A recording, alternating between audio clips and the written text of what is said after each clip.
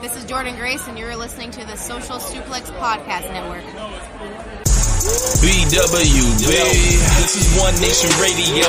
You better get it right. Rich Latta, James Boyd came to give them life. The Blackest Wrestling Podcast has come to kick all ass and drop it 6 feet if they're kicking trash.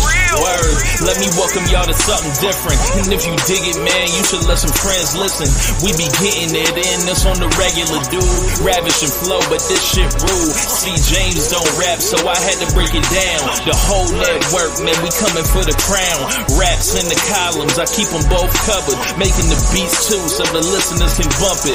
Hit us with the rating, yeah, I'm saying it's a 5. Before you hit it, talk, bob your head side to side. It's One Nation Radio, and this is the beginning. It's Rich, and I'm here with James. It's time to listen to One Nation. You got to unleash the power of the pyramid. This is Mike Sempervive from WrestlingObserver.com. Check me out on Wrestling Observer Live every day. And also check out your boys, Rich and James, on One Nation Radio. This is Kenny Omega. We're listening to One Nation Radio.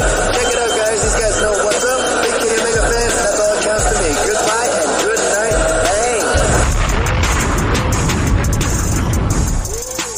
Bang. Ladies and gentlemen, welcome to this week's edition of One Nation Radio. I'm James Boyd, and here with me I have Rich Latta. What's going on, man?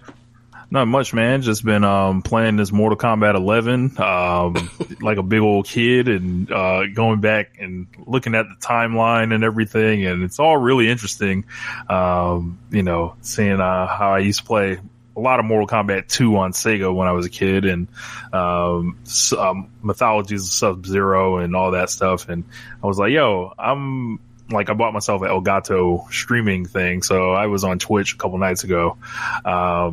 And I went up some of the towers or whatever, and I've been using Katana. I love Katana.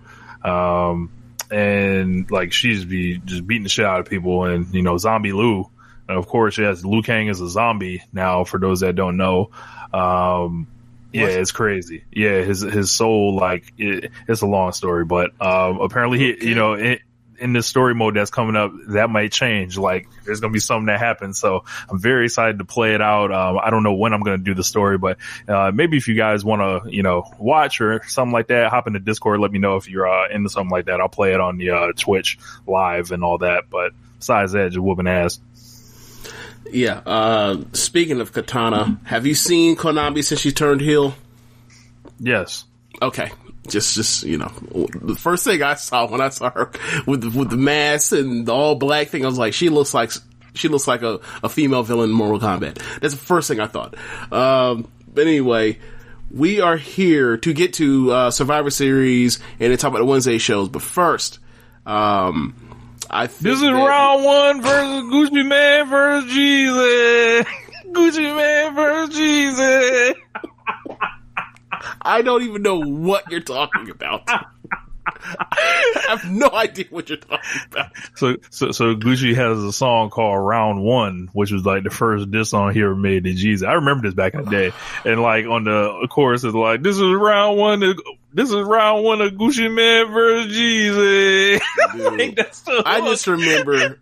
And he started the verses with that. I just remember the Gucci Man diss records on Jeezy. I don't think I've listened to all of them, but I remember the ones that I did hear, and they all sucked. So I don't know what. I remember one when he threw shots at the Jigga Man, Jay-Z too, and I was like, yo, this also stinks. You are barking up the wrong tree, my friend. He's not even going to respond to you. You're Gucci Mane. This is like 2009. Because you remember he was like, yeah, fuck Blueprint. Fuck off. No one listens to Blueprint in Atlanta. I was like, hey, maybe so, but this is regionalism. That has nothing to do with whether or not this shit is hot. I don't know what the fuck are you talking about, Gucci. So anyway, let's get to Verzuz. Rich, you watched it. You watched it in in deep conversation with a lot of, in a thread with a lot of our homeboys. I happened to miss out, and I don't know what I was doing. I was probably watching some stupid fucking Japanese wrestling match from the 90s. I don't know what I was doing. So actually, I know what it was. I missed it, and then it started, and I was like, I don't know how to like get back to watching from the beginning, so I'll watch it later. And I just haven't got back to it yet. So that's actually what happened. But so here's the trick code on that. So they are streaming more places than just IG. So you can go on YouTube. Someone's got a live stream HD with the sound, and just rewind if you're ever late on it again like that. Yeah. But it was the thing where it was like, this was the most any verses that I remember where like we were all in our thread with like Kirby and Alex and TJ and everybody. Like, this is the most I ever heard or I ever seen people conversating in Kendrick while this is all going on. So it's like, fuck, I missed it. Like, I could run it right now, but I'm being behind, so I'm missing on conversation. So I'll just avoid all of it, and then I'll get to it when I get to it. And I haven't gotten a chance to because, you know, Survivor Series. But yeah, what were your overall thoughts on the show? Yeah, man. There were 2 different battles going on. So like, I feel like as somebody that's not from Atlanta, like, you know, I don't really have much jurisdiction on like, you know, what went down and all that. There were funny portions of it where, you know, Jeezy would give a speech and be like, yeah, this is my song. And then like y'all seen on the memes, it'd be like Gucci Mane will hop up. This next song is called "Fuck You, Young Jeezy." Like, essentially, like, and it's just they're like Jeezy came in there dressed like it was 2005. Gucci came in there super fresh. It was a great night for the culture, and at the end, it was a beautiful moment when those guys performed So Icy, because who doesn't love So Icy? But leading up to that, like, yo, musically, this isn't even close. Like it's even like Gucci was playing a lot of stuff off mixtapes, a lot of stuff for that are big Gucci Mane fans. Wait, say that again. Can you start again? Hold on, you said he's playing a lot of stuff on mixtapes? Yeah, he was playing a lot of mixtape stuff, a lot of stuff that you kind of had to be there for, and I think people wanted Gucci to play some more of the familiar songs. Like, he played a few of them, but he was in the deep cuts. Jeezy, on the other hand, he was out here playing shit off East Atlanta Santa and shit, I guess. Right. Like, he didn't play like Freaky Girl and you know, some of the hit stuff he didn't play or whatever. But it really wasn't the environment for it either, so I can't blame him. But it was real aggressive from Gucci. There was like a lot of tension in the air. He was yelling at Jeezy the whole night, facing him. Jeezy was sitting down, like acting like Gucci wasn't there. And then there was a great moment, however, where I think Jeezy got the best of him. Like, and it was the thing I tagged you in on Facebook. But Jeezy essentially gives like this "We Are the World" speech, like about and all these you know, like what they're up here for is in dedication to a lot of rappers that have passed away recently, and it's just one thing you got to remember. And then he just gets your mind right, and it was just like, God damn, like I see the setup here. Yeah, but the look on Gucci's face looked like his soul died. It was like. It was almost like, he was like, yeah, bro, you a fuck nigga for playing this. You know I ain't got nothing like this. It was like, bro, that ain't, like, you cheat, like, we are going song for song, and you are cheating by playing, like, the best song either of us have ever made. That's unfair. That's the kind of face he made. It was like, hey man, you don't, like, and also, I didn't watch it, but I did hear a lot of this stuff about, you know, even rightfully so, Gucci having a lot of, you know, negative energy headed towards Jeezy because, you know, the situation like... He said, we smoking on Pookie Loke tonight. Wow. So, like, once he played that, it was like, once he plays that, you realize, like, what you're here for, and that kind of got whooped out of you real quick. So, what number was that? Was that, like, the last track? Or it was deep into, I'm not sure, but you know what it felt like? Crazy, because that's like... You know what it felt like to me? It was like, all right, these guys are like, obviously like they're legends or whatever, right? Mm-hmm. This felt like Lennox Lewis versus Mike Tyson in 2002. Oof. Like, for me, right? It may be different for somebody else. There's a lot of, you know, folks that are saying Gucci Mane won and all that. But I would totally disagree because, like, you just musically, like, for me, it's not close. But these guys are competing for something that neither one of them can like take what the other has. Like Gucci's never gonna be what Jeezy is to like the world, right? Right. But Jeezy's never gonna be what Gucci is to Atlanta, right? And everyone that was in the building with them, like, and that's just something like it's a crazy dynamic. Like that when you think about it, it's like, well, which one would you rather have? Like, and Jeezy's so disconnected from like the street now, and Gucci's like just as plugged in as ever. And you look at the legacy of it, it's like you wouldn't have called this like, you know, in 2005, 2006, something like that. Yeah.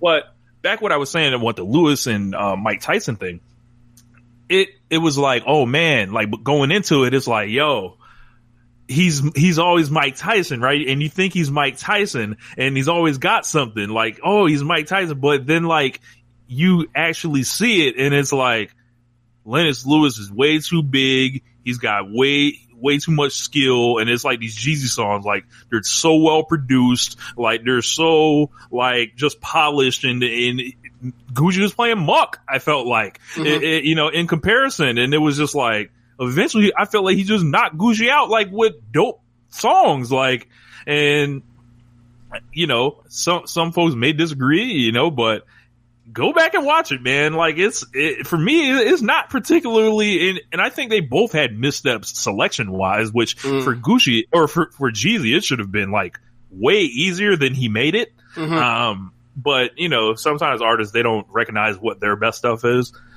But, yeah, it felt like, you know, a lot of people like Gucci's the underdog here, and he played into it. And I think, you know, if you're a Gucci Mane fan, Gucci Mane won. I'm a Gucci Mane fan. If you're too. Gucci, look, no. If Gucci is your guy, and okay, because most times, like with this Jeezy and Gucci Mane thing, there are two camps, two labels, I might add. Okay. And if you've seen the memes like that are going around, if you're a Gucci Mane fan, this is what, you know, you may be on, or your level of intelligence, all that stuff. And if you're a Jeezy person, like these are two separate guys or whatever. Which is crazy because like we're still talking about Jeezy. We're not necessarily talking about Lupe Fiasco here, right? Like where you need a fucking decoder ring to figure out these lyrics. Like, you know, we are talking about somebody that back in 2005, I quite frankly like thought this was a war on rap. I was like, I can't. This is too simplistic. Look, the beat's incredible, but nah, I can't get down with this. He's ridiculous. Jeezy, and he wore me down. One of the first songs I ever heard Jeezy rap on, right? A song called Air Forces. James, you may be familiar with this song. Oh, yes. The audience, you not. Yeah. So the first two bars, everybody already know Jeezy a real street nigga. Whenever you see me out, I'm a real street nigga. Like, what? Like, so this is not there's also, they say we country niggas. We can way back and forth like a scene song. Like, yes. They ain't never seen what we saw. Yeah, you ain't never seen what we saw. Moving world. I was like, yeah, I can't believe. I just couldn't believe it. And like, it wore me down over time. And after a year, I was just like, hey man, I give up. Like, this shit's too hot. And I just gave up. But yeah, I get it. But yeah, I'm gonna check it out eventually. It's like you not telling no Jay-Z fan that Nas beat him, and you're not telling no Nas fan that Nas lost or whatever. Yeah, I get you. It's the same dynamic. Yeah, I get it. But I mean, I think the thing that's gonna be hard is because when it comes to these versus battles for rap, I'm not even gonna include the R&B sections that that have been included. Like, there's a lot at place when like you were there in time and you were there like as a person that was following like that region and like just following the landscape of rap at that time. Like, Jeezy historically to rap is a first ballot hip hop Hall of Famer coming out of the South region, right? Gucci just does not have that on the national. If there was a quote unquote national rap Hall of Fame, I don't necessarily think he has that. If we're just talking about music, if we're talking about, influence, people he's put on, like the legacy of people like the Migos or whatever else. He's got a lot of buffering statistics, right. He has a lot of right. He has a lot of filler stuff that like would make him a non-traditional candidate. Like he would be like in the NBA Hall of Fame, like the person that's like a college player of the year that gets uses that to kind of buffer them to boost their international stuff right, like that. Yeah, like a Tony Parker or Manu Ginobili. You're right, absolutely, or Yao Ming. So there's a lot of added on stuff. And then, like, you also look at, like, the city and, like, I mean, this is what we're talking about, like, with, you're talking about, like, if you're for Gucci, you think Gucci won. And, like, I don't think there's anybody from DeKalb County that really comes out here thinking, like, Jeezy beat him. I just don't. And the whole thing was like Gucci was pushing attention all night. He was doing all the diss songs to him. Right. He was talking all the shit. He was clowning. Like he was performing. Yes, like the stuff that doesn't involve the actual pressing of the play button. The play button, like from what I tell, like Jeezy was definitely there. And then like you also throw in like what you mentioned that tension, and then the tension is like.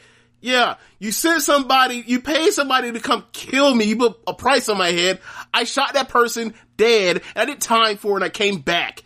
And, like, we are close to 15 years removed from that, and we're talking about Breaking Bad, and you also know Gucci is, like, I think he's medically diagnosed with bipolar. Mm-hmm. So it's, like, it's also that at play to where, like, he'll just come off the top turnbuckle because it's like, one, you tried to fucking kill me, and two, like, I have mental health issues as well. So it's like, all of that is at play. They were in Magic City, right? Yeah. Which is like, Jesus, COVID. So, like, that's also at play. And everybody knows this stuff that's there. Everybody knows, like, this, since Gucci's gotten out, like, his career is looked at a lot more fondly in retrospect of the totality of his career. Like, it's a lot of stuff at play for why people that are sitting there in Magic City, probably spreading COVID, are feeling one way while everybody else is tuning in, from satellites beaming into the sky and coming down around the rest of the country and just like, nah, bruh, y'all homeboy, y'all little buddy getting washed. I absolutely see the differences of why, what people feel nationwide. Cause like, Jeezy's gonna be one of those, 10, or hell, now to, 10 years from now where like, you're gonna have to explain to people to the young kids, like, you just had to be there. You had to be there for that era, for what the fuck was going down, what the stuff he was making, what the contemporary sound was for the rest of rap, what it sounds like now, and the influence coming out of his ear for beats, and at that time, what that meant for like people that came after that, meaning like Ross, how T.I. changed his beat selection at times, Drummer Boy come around. Then, then from there, after the Drummer Boy thing, you get the Lex Luger stuff. Then you have basically everybody with the triplets and hi-hats and all that kind of stuff. Like, you don't get to where we are with rap music, period, without literally Jeezy's ear for picking beats with Shorty Red and Mr. College Park and whoever else, like Jazzy Faye, all those people that contributed to those first few albums. Yep. Manny Fresh as well, yeah. So it's Toomp as well. So like to me, it's like I get it, y'all there in Magic City, but nah, just no. Just no. I got goosebumps when they started performing So Icy together, and it was just like, man, this could have went real bad, and then it has been real bad for a long time. And there's an element of, maybe they hammed it up on the night for the tension. They always knew they were going to do this. So Icy at the end, but I don't think that changes, how everybody felt in that moment, just because like, So Icy's like, it just makes you smile. Like it just does. Like I can't imagine So Icy coming on wherever you at and it not ringing off. Like, yeah. Yeah, like, I mean, at this point now, because I never thought that Gucci Mane would have been on a Verzuz. But I don't know where they go with it from now. Like, this is the first episode of the season 2, or whatever it is. So, okay. Like, this is, I'm sure they've got a bunch of stuff up their sleeve. Well, yeah, that's what I'm getting. Is like now, I never would have thought they would even reached out to Jeezy for this, but obviously this is a thing where, like, the T.I. situation or whatever else, or whatever happened with that got changed. So, now, given that they went super regional, I wonder where they go next. Like, I'm not saying, how do I say this? I don't think it would be appropriate, but like, would they do something like, I don't know, Hypnotize versus like 8-Ball and MJG or something like that? Would they do, I don't know, Trick Daddy versus Ross? Or they already did Ross. I'll come with someone else from Miami. I don't know. I'm blanking right now. But so I got like this feeling like what the East Coast equivalent to Jeezy and Gucci would be, aside from, the murder attempt and all that, but maybe, just the beef. It's 50 Cent and Cameron. Like, you know what? I was thinking like Mason Cameron. But yeah. Yeah, it's 50 and Cameron, 50 being Jeezy and Cam being Gucci. Down to the style, down to the beats. Except the beats are flipped, kind of. I don't know. Like, 50 had a lot of dope beats too, but I would leave the production selection out of it. But I get what you're saying. Yeah, like this person more or less like blew up huge, has a classic, and then more or less like left in transition out of the game into something else where like one other person just stayed around. Yeah, not in a bad way, but like that's not what they really were looking for. They loved the hustle. Yeah, I think I would like to see that. I'd like to see, and just for all the shit talking too. Yeah. Like, I don't know if Cam is as funny as he once was, but yeah. Yeah, I would like to see some Burrow beef. Like, like intra Burrow. Like what's y'all Harlem dudes got? Like, what's up? Or what's going on in Brooklyn? Like that'd be cool. Yeah. I'm trying to talk about. They're talking about game. They're talking about Game and 50 right now, though. I don't know if that's even. That's just seen. I mean, obviously, that plays off the same thing with like. Are we just gonna all go back to like mid 2000s beef? Yeah, right. All right. Yeah. Yeah, I mean, I could see it because like Game has a lot more stuff people remember. But ultimately, I think 50 just beats him just based off of. The overwhelming smash success that Get Rich or Die Trying was, and like the at least the mass appeal of what that was at the time, where like 50 was just so on fire in 03. So it was like 02 into 03. So whereas like I think that overshadows anything that the Game ever really did, and most people would just won't ever just move off of that or look anything different. Because and also it's like a lot of the best Game stuff is like 400, multiple 300 bars. Yeah, where he's just jumping on G in his head. So it's like it's not even necessarily like what are you gonna do solo. I mean, you can run One Blood and the like, but it doesn't. It doesn't rough because you can't really play the songs that got 50 on them with you. Right. Ooh, good point. Very good point. Very good point. And also, it's like 50 is one of those people that's like he's petty and like 50 be like, oh, that's my record. He doesn't want to stay stage with that dude. Nah, he don't want to do that. Like he don't want to do. There people are asking about the G Unit reunion tour, like similar to like the the Bad Boy 25th anniversary thing they did a couple years back.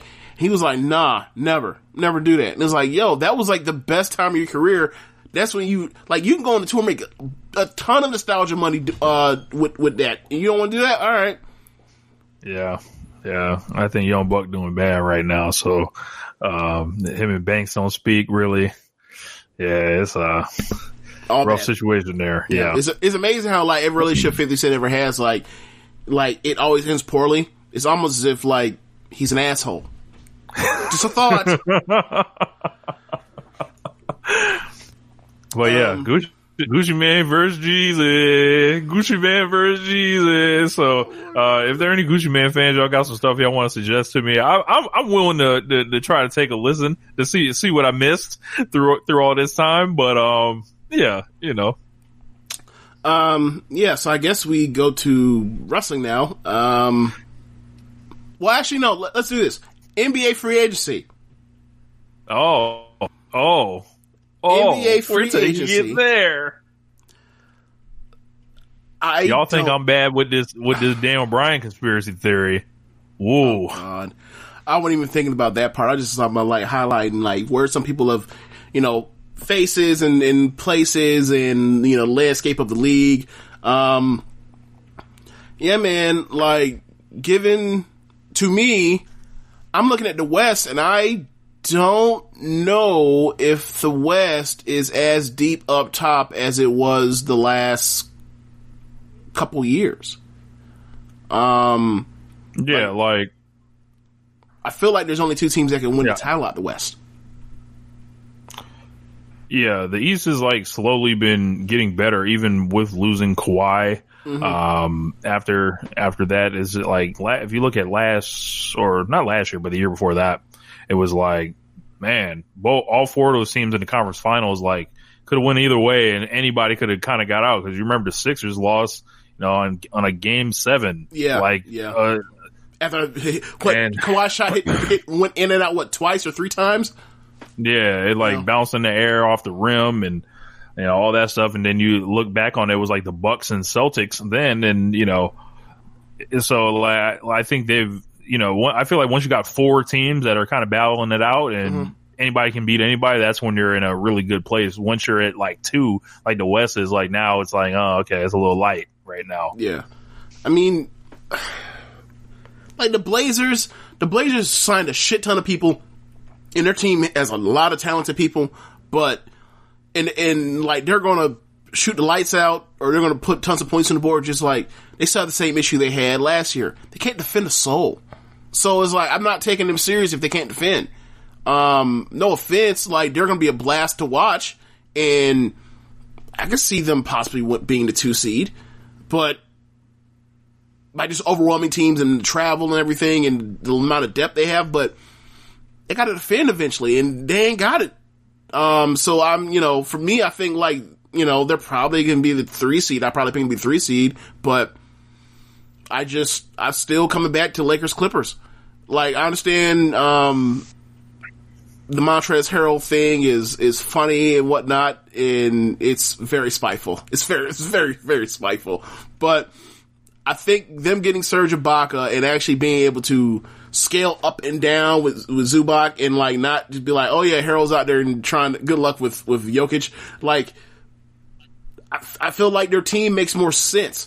Like traditionally, and then like you can rely on Marcus Morris to, you know, fill that void that like Harrell left at times with, if they want to go small. So, I think I still think they're too small. They're still missing. They're probably a big short, but it's like that only really becomes a problem if you run into, you know, one of the better teams or one, you know, if you run into the Nuggets, that's going to be an issue. If you run into, the Lakers, it's an issue, but it's also going to be an issue with any team if your 2 best players score no points in the second half of Game 7. So it's like, it's like, yes, those are all issues, but also like, I don't think that Kawhi Leonard is going to score 0 points in the second half of a Game 7 ever again. I'm just going to bet on that. So it's like, I think that, you know, they were stuck between the old guard of, you know, Montrez and Shamet and Lou Will and, you know, the overachieving team they had a couple years ago. And then like, it's like, nah, load management, we got stars. We ain't worried about that. Like, I feel like now that they're, instead of trying to be both at the same time, they're just worried on being like load management, win the fucking playoffs. So like, I feel like they know their identity. They're not having people, like, everybody's all in one direction now. So, and also, like, all of them got embarrassed last year. So it's also like, you don't want to go out like punks. So, I feel like now they all have a goal of like, look, we all have something to prove here. Yeah, Clippers gonna clip. Like that's what it comes down to at the end of the day. Lakers fans, it's one of the weirdest rivalries ever, bro. Like, I've never seen. I promise you, it's not a rivalry. That's my point. But y'all so dismissive of them dudes that it's like, that's what I'm saying, because it's like, no. Well, let me get my point.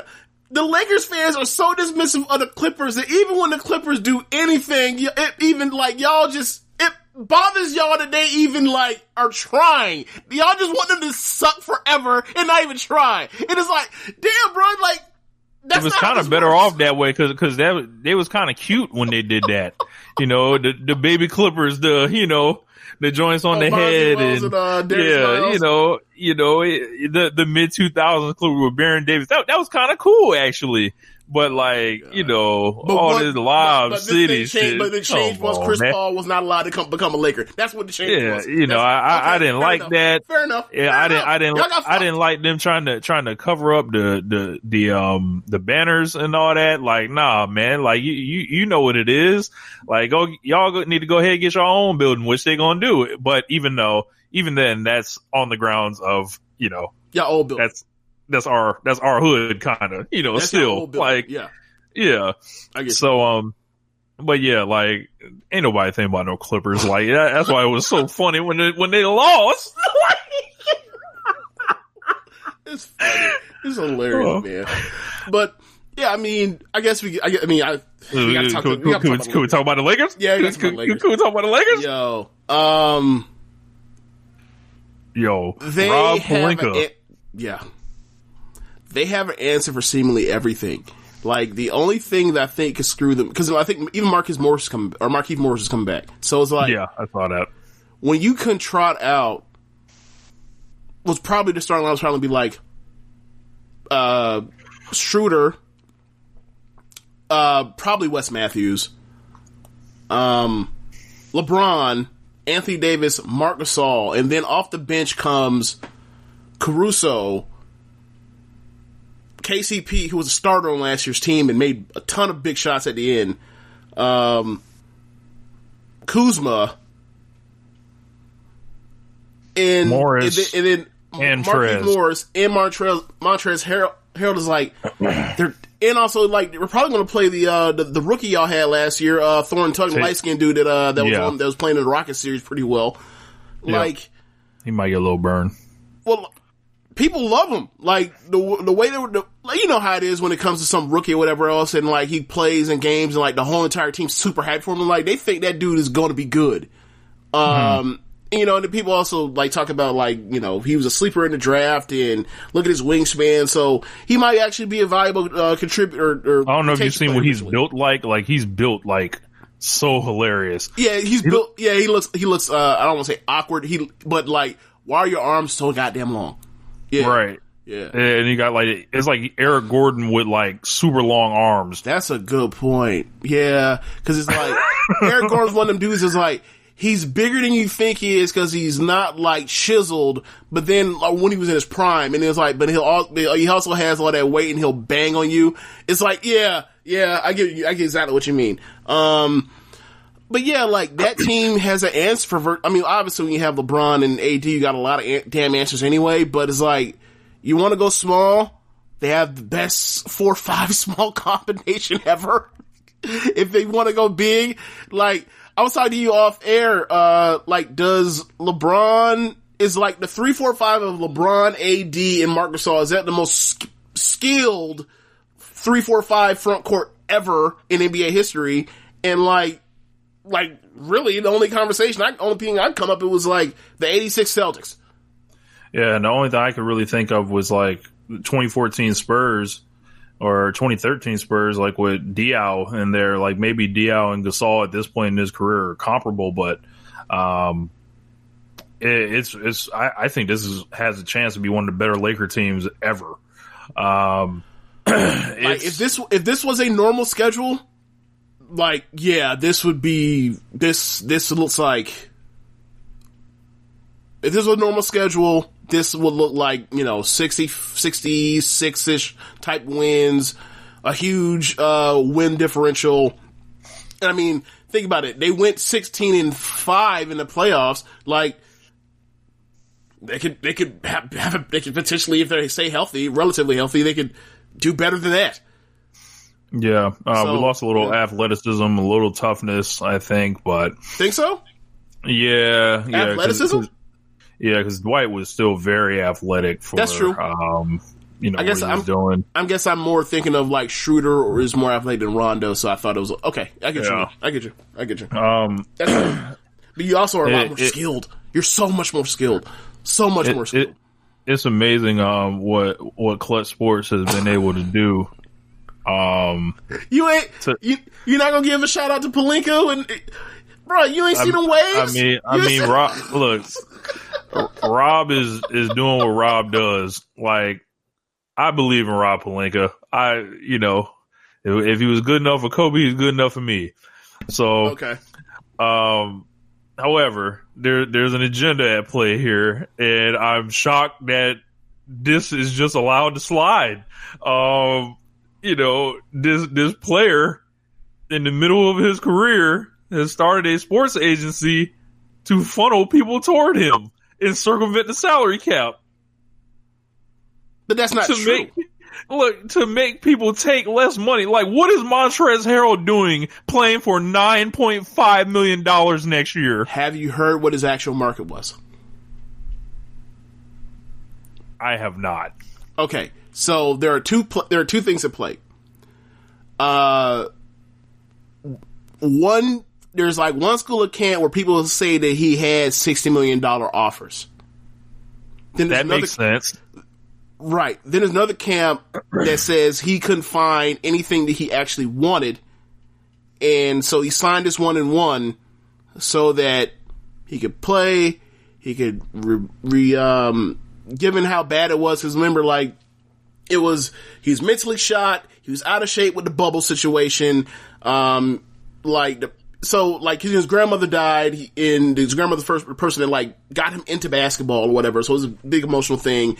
He hated playing, or not hated, but, like, he had, like we talked about with the issues with the Clippers, like, he had issues with Kawhi and Paul George, especially Paul George, and, like, he was like, fuck it, I'm gonna go bet on myself and do this, and then once I get this off me, then I'll go cash out. So it's like, if there were $60 million deals, I would like to know where they're from, because it's like, I guarantee there was nowhere he actually really wanted to play. Like, imagine like you start in the league in LA, and then like, oh yeah, you gotta go to Charlotte with Gordon Hayward. Like, I wouldn't want to do that. So I get it. It's mighty funny how these dudes like take these 1-year deals or whatever. These dudes all on Clutch, mind you, KCP, him, AD, to basically so they can get their bird rights absorbed by the franchise, and then like get back to free agency quicker, and then just re-sign it. And who ends up benefiting from all this? LeBron. It feels illegal. It feels like there's a rule to be made on this. What would be the rule? Like, if your homeboys have a sports agency, you're not allowed to. The players that are also signed aren't allowed to be on here. Like, I don't know how that would even work. Right. It feels like they're going to invent something. Just like how, they always update white supremacy. Like, it feels like the NBA is going to go ahead and update something. I don't know. It just feels funny. Like, when you see these dudes, like, like, what are you doing here on this contract? I mean, there's also the situation where, like, not everybody in Clutch is actually a Laker. Like, right. Tristan Thompson is a Celtic, for fuck's sake. Right, but at the same time, Tristan Thompson was basically held at gunpoint to get a contract before that he damn sure shouldn't have been touching at that time. Like, well, was he? Like, LeBron was out here like, I ain't gonna resign until y'all sign this dude and all this shit. But that's the leverage that, like, any superstar could have exerted on their end. Just LeBron did it as well. It's like, You don't think Kevin Durant and Kyrie Irving or Giannis right now, you don't think Giannis right now, who hasn't signed that extension, that's sitting there, that they would love for him to sign, you don't think that the Bucks didn't trade 3 fucking first round draft picks for Drew Holiday? You don't think that had anything to do with him just saying, all right, we'll see what you do this offseason, if I sign this extension or not? Like, everybody uses their leverage in that way. I understand LeBron has done it more than anyone else. I get that. Yeah. It's noticeable. Yeah. It is. It absolutely is. But I don't know how you curb it. Right. I think they tried to do that thing, like, and they put it in place where, you know, you had to have a college degree and all that. That was never going to fly because Clutch is already too deep in the game. But, you know, you start thinking about Clutch and then you start thinking about Rock Nation and, you know, the 2 labels, you know. Mm-hmm. And also the part where, like, you have a college degree is like, oh, that's just racist. Yeah. Yeah. Like, you have to get a piece of paper to tell you that you can agent somebody. Since when? Where else in entertainment is that true? Yeah. Yeah. It's going to be interesting because, like, there's going to be a lot of characters start coming into play, like James Harden and Giannis. And we gonna see where they end up because this AD thing, if he's waiting on Giannis, like, there's, like, you know, possibly some next summer that says Giannis may become a Laker too. And that, to me, that just feels really weird because it's like, all right, like, how much help y'all need? Like, god damn, like. I don't think that's actually going to happen. I think that's something to, you know, drum up interest in the league, but I don't really think, like, that those machinations would ever happen. Actually, you know, I mean, but then again, it's like, I didn't think that Kevin Durant was going to be a fucking warrior, and that happened too. So, I get what you're saying, but, like, I think I'm still more or less like, you know, I need to see it to actually believe that would ever happen. Quite frankly, if this fucking Bogdanovich deal goes through, I think he signs the extension.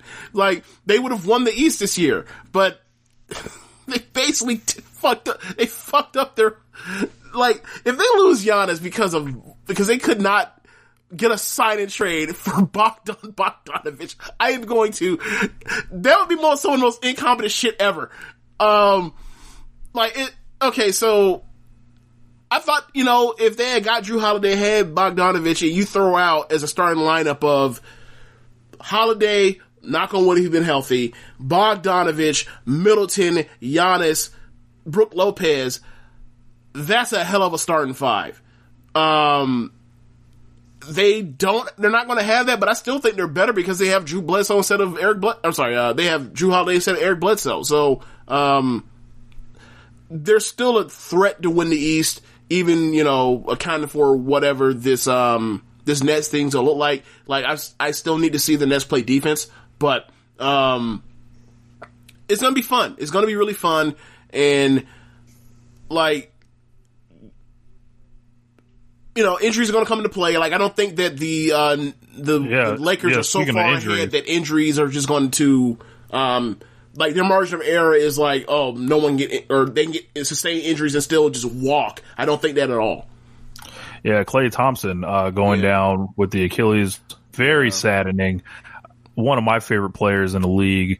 Really wanted to see the Warriors get back together and compete, and we ain't gonna get that ever anymore. Like, I think it's a wrap. You think it's done? I think it's a wrap, man. Like, I mean, Klay's not the guy that, you know, relied on explosive athleticism before. However, he was always running.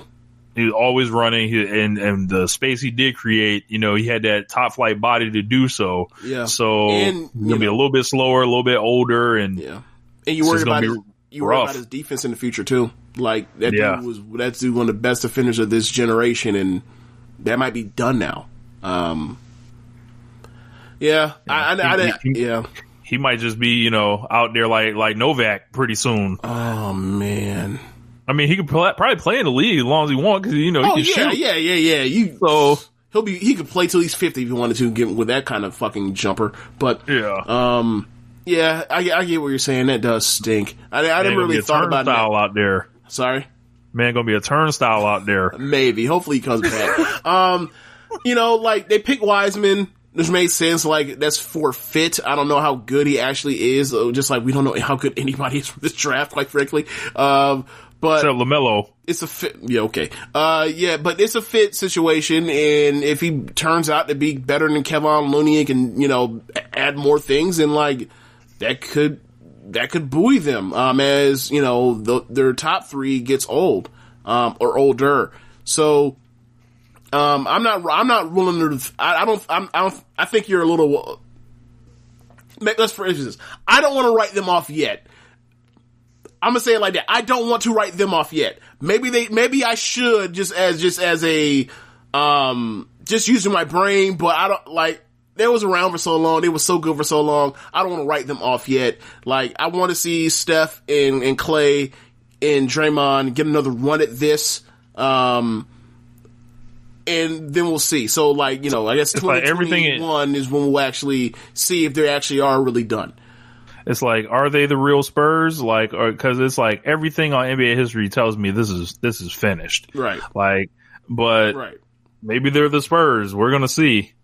Yeah, and it's like they still have that massive advantage when it comes to shooting. And there's like, I need to see them. I need to see them put in the coffin first. I need to see them healthy and get beat first before I do that. And obviously, it's like, well, if they keep getting hurt, it's a wrap there, and that's kind of where they are now. But like, I want to see them be healthy and then get beat first before I write them off. That's kind of where I am on that. Besides, you know, whatever the fuck 2016 was, that's just ridiculous. I still can't believe they lost that fucking series. But yeah, that's kind of where I am on it. A scam, a work, a screw job. A screw job. A screw job. So, I'm trying to think of anything else out of free agency. I mean, you want to talk about Gordon Hayward? Oh, I guess, yeah, so we can tie it in with LaMelo. Oh my God. I think I'm gonna get in trouble on air. On air? Okay, so this had a bleeper ready, but oh Lord, you gonna make this show super long to edit? I will try to do my best. Okay, Gordon Hayward signed a 4-year, $120 million contract. Yep, get your money. Yep. No problem with, in theory, a player getting their money, right? But why this player? Why this guy off this 30 to 31 year old? I'm not sure how old he is. That sounds about right. But I remember he was college age, as I was, you know, around the end of what college age is. I believe he came out as a sophomore, if I'm not mistaken, maybe a junior. However, Gordon Hayward has not been the same since he broke his leg / ankle. Mm-hmm.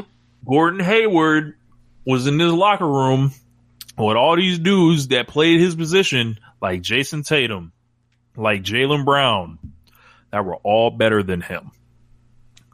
This feels like part 2 of a Chandler Parsons ass contract. Gordon Williams does not get this. Gordon Johnson does not get this. Mike feels like he has to pay for a free agent. Mike may be catering to demographics here, trying to get people, whenever they're allowed, to show up here and have a familiar face, you know, to see, even though, you know, they don't know him from Adam, but y'all know what I'm talking about. You know about all the NBA fan favorites on teams. Like, yeah, man. Caruso being a meme, Birdman in Miami. Yeah, we know. The boy Deli and why does LeBron always have a white man mascot? It's not he's doing this on purpose. It just happens. Look, Jordan had one. Oh, Steve Kerr. The 01 Lakers had one. Mark Madsen. Yep. Ain't nothing like no crowd favorites. Yeah. So, Gordon Hayward has turned one single Western Conference All-Star appearance into all this lifetime NBA money. I just want to know how it keeps happening, James. How does he do this? Well, you said a Western Conference All-Star. He left when he was like 27. He's entering his prime. Okay, I don't think you have an issue with money with the deal he signed in Boston, right? No, none. Okay, so I don't either. Because at that time, you signed the 27-year-old all-star that's coming off, that's healthy, that has had no, no history of anything. Right. Like, you do that. Right. I think the thing is, well, one, let's not necessarily kill Jordan in the way that I thought that we should have before I found this out. There was a market for him in this range. They weren't the only team that was willing to go 4 years, $100 million for him. Like, that's part of the problem. Like, hold on, there's more than one dumb team. Like, what? Right.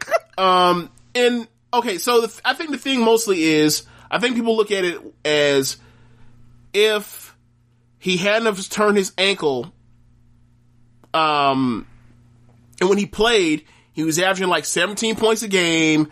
He was a good facilitator, and he was fitting with these guys that, you know, when he wasn't playing, they were pissed off that thought he was better. But like, once he started playing, it changed, and they were a good ass team. He's also a good defender. And then he got hurt again, and then like the playoffs happened, and then like, yeah, I remember like when they went down 0-2 to the Heat, when they lost those two games they shouldn't have lost. Like, it was looking like, hey, bro, like, can he play on that ankle? Can he play? And he came back, and he couldn't do much because he was still hurt. So I think a lot of that comes down to, you know, we saw it in the bubble. It ended ugly, right? It ended ugly. And you look at that, the last year in that player option he had, they were like, oh, he's taking that. And then I remember, like, right after the finals ended, Russillo was on the Ringer. I was on a Ringer podcast. I think it was his podcast. It was like, he may opt out.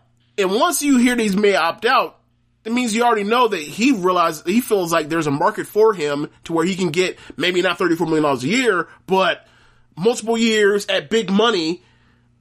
And it happened to be there. Like, my thing is, I don't get, if he was healthy, go ahead.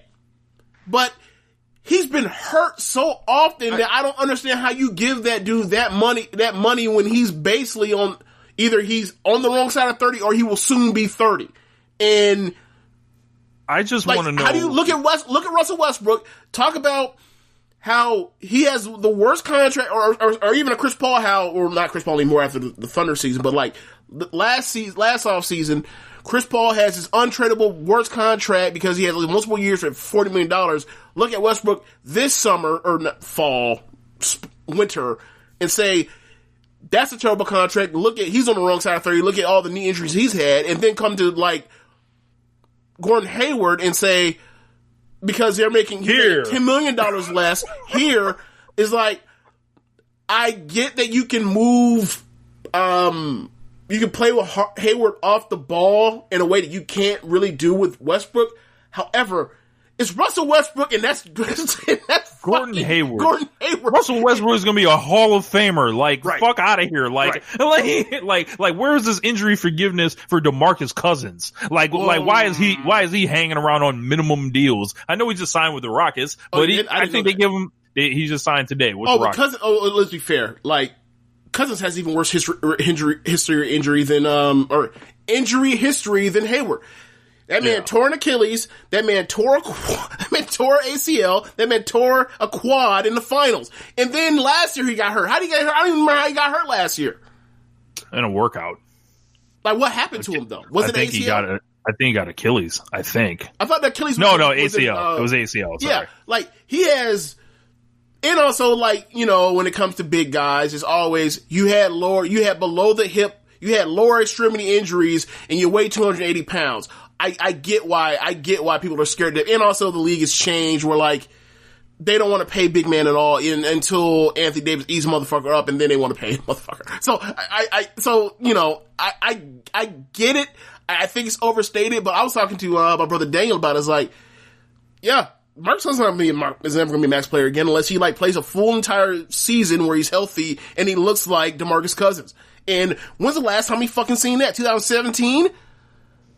So like, back to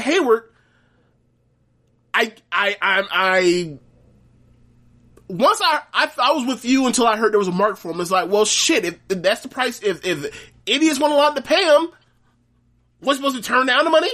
Y'all all idiots. Yeah, he's always like, hurt. If he was on Clutch, he'd turn down the money. He would sign a $9 million deal.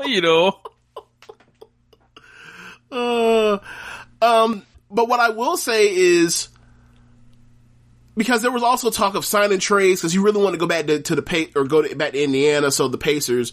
He wanted to sign and trade, but over to, Danny Ainge dragging his feet again on an asset to try to flip to something.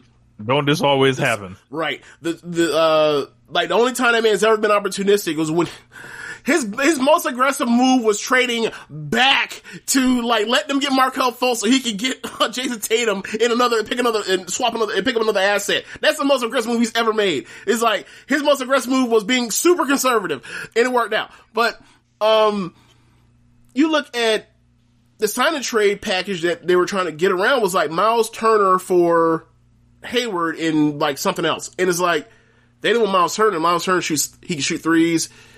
Obviously you worry block shots, but you worry about where his health can be long term, because he was one of the dudes that was docked in the draft for flags because he runs funny, and they think that could be an issue for his knees or ankles and stuff. But you just got gobbled up in the finals by Bam, because Tice can't guard the dude to save his life. He's way too small. He got thrown around. Maybe you could use Miles Turner. So it was weird for me that they didn't want to do that, but and then we'll just run it as is. It's bro, losing for nothing. You just lost for nothing. You could have gotten somebody that could help you in certain matches against certain teams. And let your young guys grow together, and you'll still you already have them under contracts, so you can pay them whenever they reach extension time. I think they extended they gave Jason Tatum the max, right? Yeah. So I don't get what the Celtics are doing, and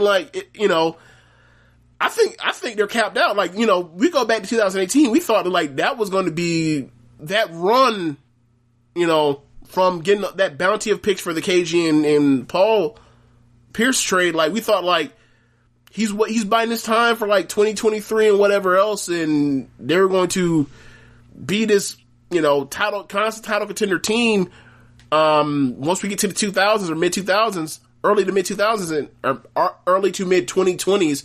And because LeBron's prime just does not end. it was always a waiting game of he gonna wait on LeBron, but shit, the sun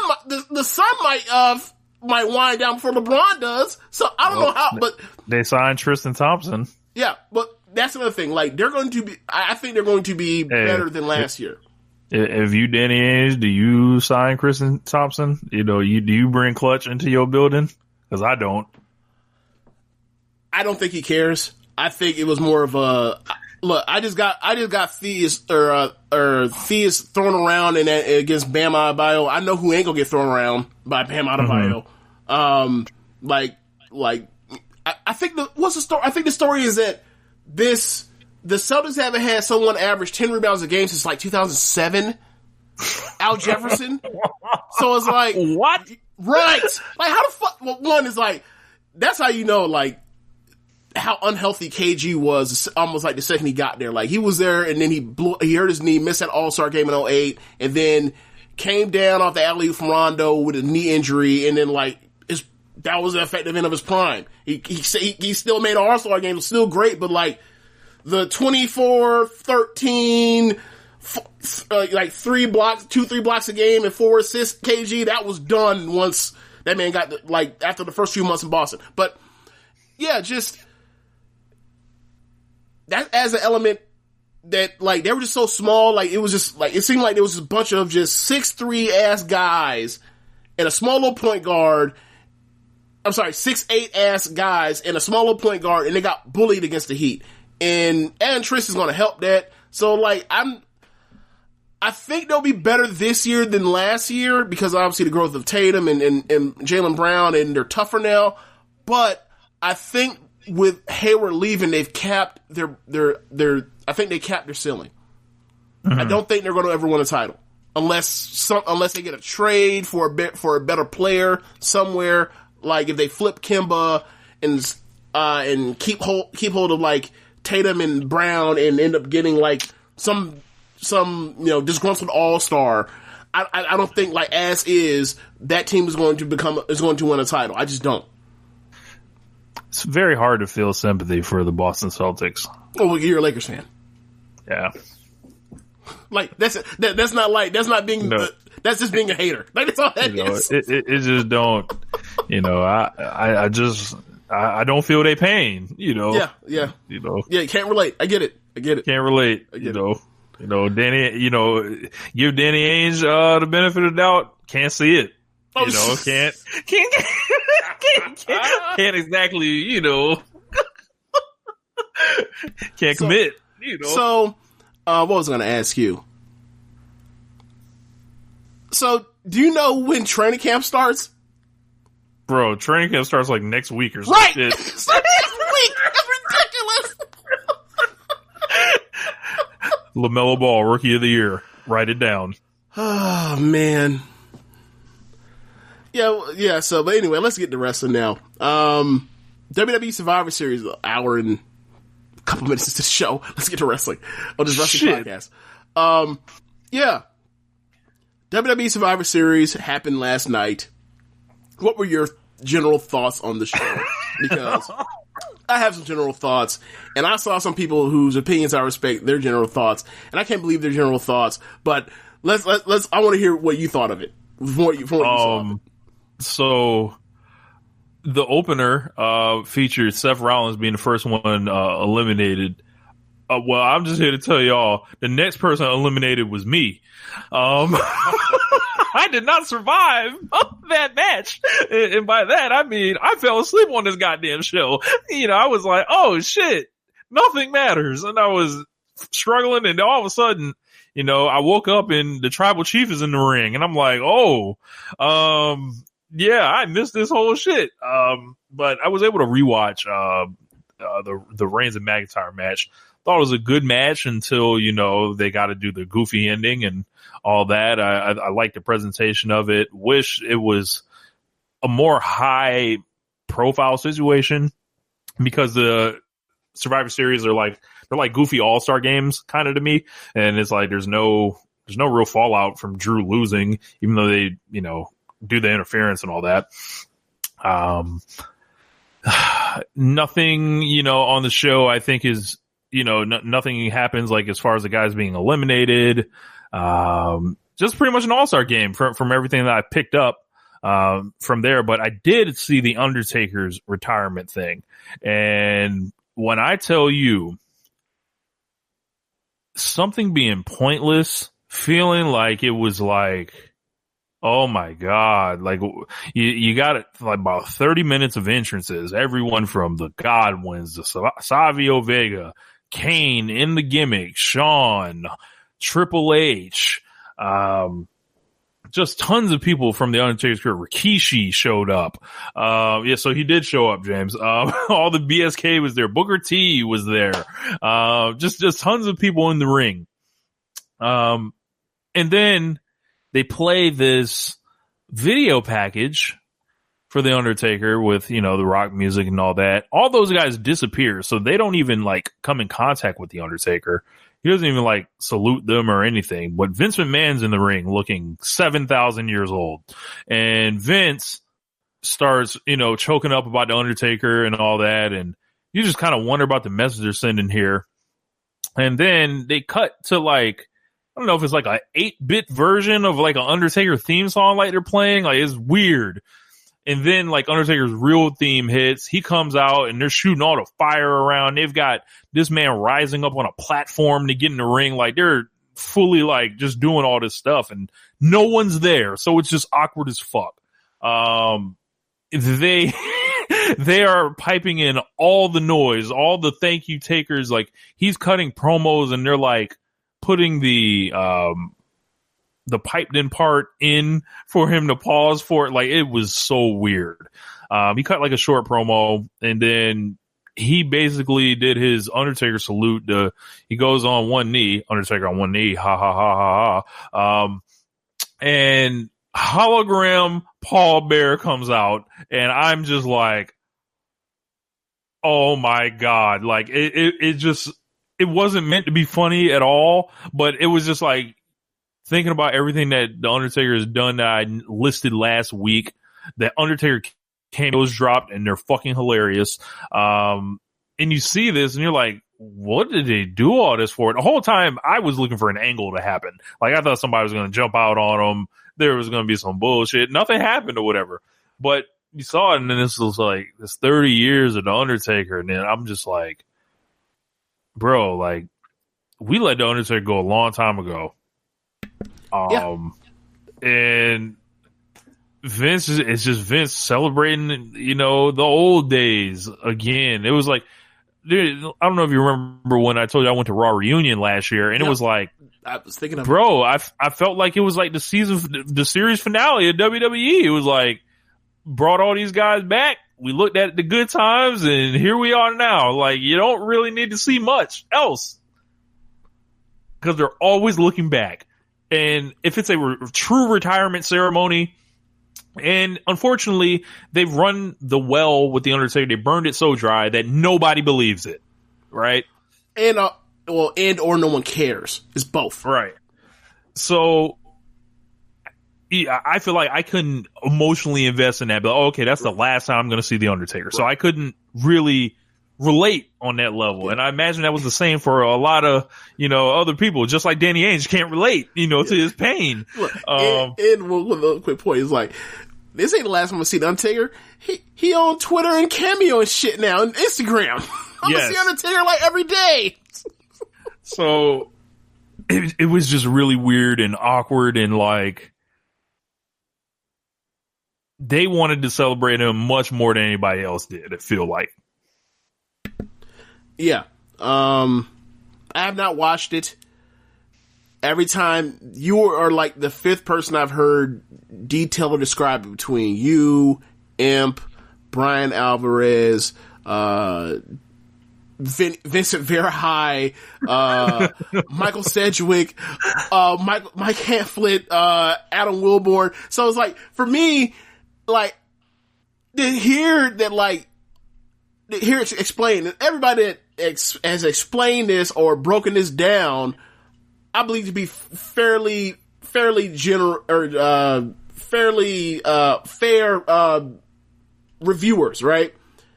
Mm-hmm. And when I hear that the thing is 35 minutes, I don't know how the fuck it actually went 35 minutes. That sounds like something that should be done in like 12 minutes, maybe less, bro. So there were like, it was like 15 or 20 entrances or whatever, and they all walked to the ring, heard their music. Right. It's like, oh, okay, cool. And then they never interact with the Undertaker. The Undertaker doesn't see these guys. They were banished to the Shadow Realm except for so they could put in Vince. Vince, who apparently, like, from what I heard, looks like fucking General Palpatine before he turns to Dark Lord Sith in fucking Star Wars. So he's just old and just looks like someone melted. So, look, and this is his friend. Like, this is his friend that's been around for 30 years. His worker. Yeah. For 30 years. Oh, okay. I thought you were about to say something else. No, I ain't gonna do that. This is his locker room cop. Let's just say that. This is his locker room cop from back in the day. Oh, man. So, anyway, like. Bro, you know who wanted to be the Undertaker so bad one day? Seth Rollins. Ooh. Yeah. Yeah. Yeah. So I think the thing for me is it was short words that he gave. And ultimately, you know that. Oh, that was one thing I forgot. This is the last time we're going to see him, because he basically saved all of whatever he's really going to save for his eventual Hall of Fame speech whenever, the pandemic, whenever we get vaccinations and all that kind of stuff, to where like there will be a WrestleMania weekend for him to headline. So there's also that part at play as well. So it's like, I just, quite frankly, like, once they went to commercial break after the main event match, I thought that was like them going dark. I had completely forgot that the Undertaker thing was even a thing. Like when I heard that like it even happened, I was like, oh wait, that was the thing after. Then why the fuck they go to commercial as opposed to saying, and coming up, the Undertaker 30-year anniversary Survivor Series. They didn't even do that. It was like, it just went black like it normally goes black is what I thought. Bro. I turned that shit immediately off. I know what took me out of it the most.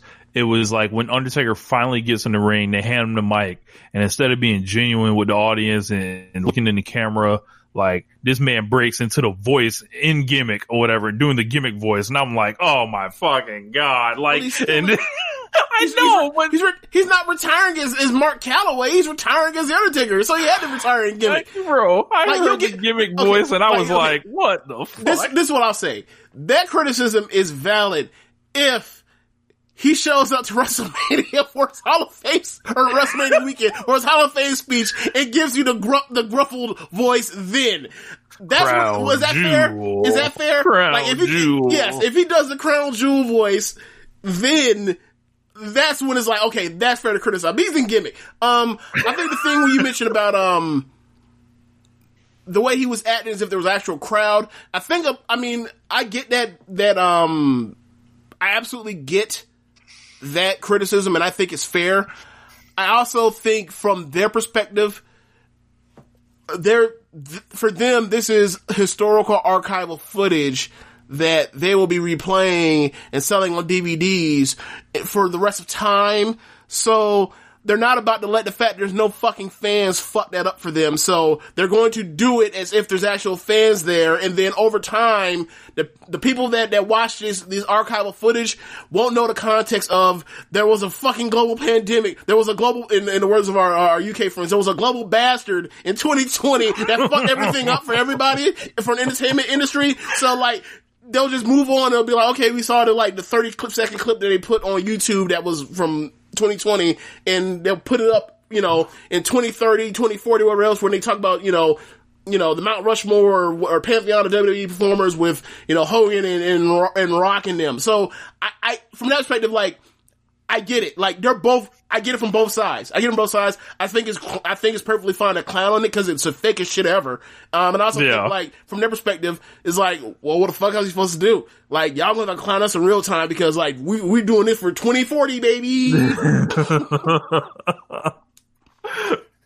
But yeah, as far as the show,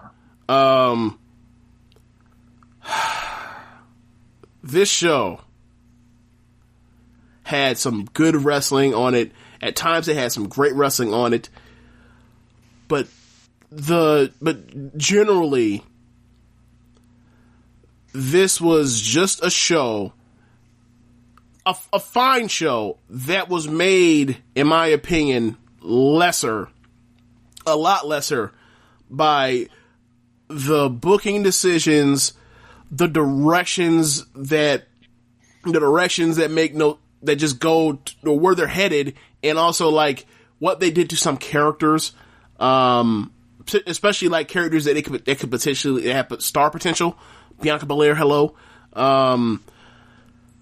Yeah, I caught some of that. I think that the only two finishes that really make sense was Roman winning with interference choke out McIntyre, and Sasha beating Asuka. Outside of, also Lashley beating Sami Zayn, because who gives a fuck? Whatever, I'll give him that. Outside of that, the other three, well, no, I'll take that back.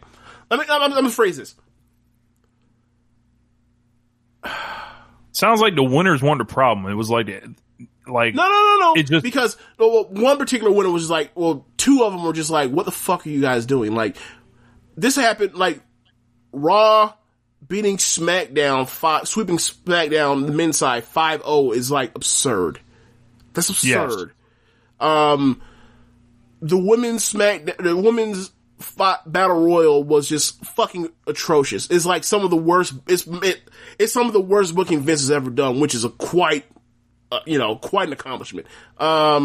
I don't have, like, New Day beating the Street Profits beating the New Day. My only problem with that is, like, the way that match ended felt flat. Like, that match should have went another, like, 3 minutes, or whatever else. But, WWE, they don't do They don't like to actually really beat anybody that they think that they know makes money. They always they beat somebody and then you're supposed to try to they want you to quickly forget anyone was ever beaten, right? So, I get why they did they gave McIntyre that bell. Just beat fucking somebody. If you're gonna give us this match on short notice, build it like this, and then have Roman talk all that shit, either somebody needs to get beaten. Not okay, well, whatever. They had half of a great match, and then we cut it off after. And it's not even like Drew's gonna see the guy that fucked him out of the win anymore. He's on a different show. Right. It's like someone's from Raw should have came out and fucked Drew McIntyre. Right. And also when I talk about the character motivations, I cannot get into the Jey Uso slave thing. I just can't. It's fucking stupid. It's fucking dumb. He is the final survivor, or he's the last person against Team Raw. He goes out guns a-blazing. He goes backstage. Roman says to him, "You lost because you can't control your team. You can't control your team because they don't fear you. They don't fear you because they don't respect you. They don't respect you because, which means they don't respect me. And when they don't respect me, they don't respect the family. And if they don't respect the family, then you, quite frankly, don't deserve a seat at the table." And then Jay walks off hurt by this, ignoring the fact that your cousin's trying to fucking murder you and bully you and beat the shit out of you and make you into a cult, a fucking slave in a cult, you goddamn dummy. Why would I ever want to root for this dude in the long term? And also, I know he's never going to get his comeuppance on Roman Reigns because it's Roman fucking Reigns. Solid point. Who is this for? If you're going to make Jay into a single star, fine. If you're going to make him a single star, doesn't he have to win eventually? I don't know about you, but I don't see Jey Uso pinning the big dog Roman Reigns, the tribal chief Roman Reigns. Right, as much as we love the Usos, neither one of them should be pinning Roman Reigns. Yeah. Right? So yeah. I don't see what this is. And also it's why am I supposed to feel bad for this dude that got his ass whooped and he's just following orders? He's not standing up for himself. You know what it probably is? What? It's probably going to play into whenever Reigns does lose, Jay's the bail. Jay's the bail, essentially. Okay, I can see that. Yeah. And that's the bail. And then they have another feud where he kills him and then Roman again. beats the shit out of him. Again. For the third fucking time. Yeah. Yeah. I did like the match. Leading up to, the bullshit with Drew and Roman, I thought they worked hard. Yeah. It took forever. Took a little while to get going. I forgot to get fuck. I was like, this Roman, I've said it again. This is the second time I've seen a Roman match where I'm just like, Randy Orton works faster than this. Once it got going, it was damn fun when they finally started wrestling as opposed to laying around. But I don't see the need for this match to have to go on 25, 24 minutes. You could have had this match could have been done, especially with Heyman right there. Do this match in 18 minutes and go collect your 4.5 stars, please. I didn't understand it. It did not need to go that long, especially when you look at the rest of the card and you have traditional tag or Survivor Series matches. Neither one of them went even 30 minutes. That's nuts in itself. Right. It was weird. And then the Asuka and Sasha match could have used another 4 minutes or 5 minutes or whatever else. This match didn't need to go that long. I guess, Big mirror match, if that match long haired dudes with beards that is jacked with belts.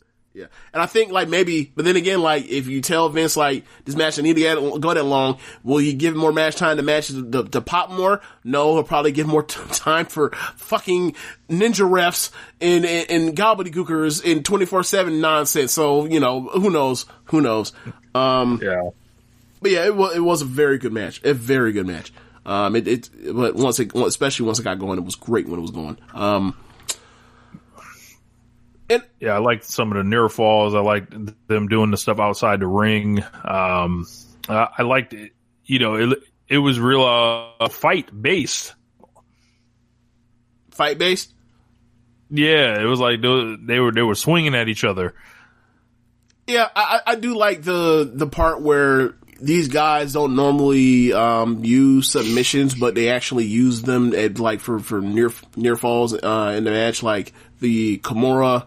That was for McIntyre, where he basically inside cradles a spear and then slaps on the Kimura, and then like I always suck for this spot. Like, is someone beats the 10 count and then someone immediately puts them away. I'm a sucker for that.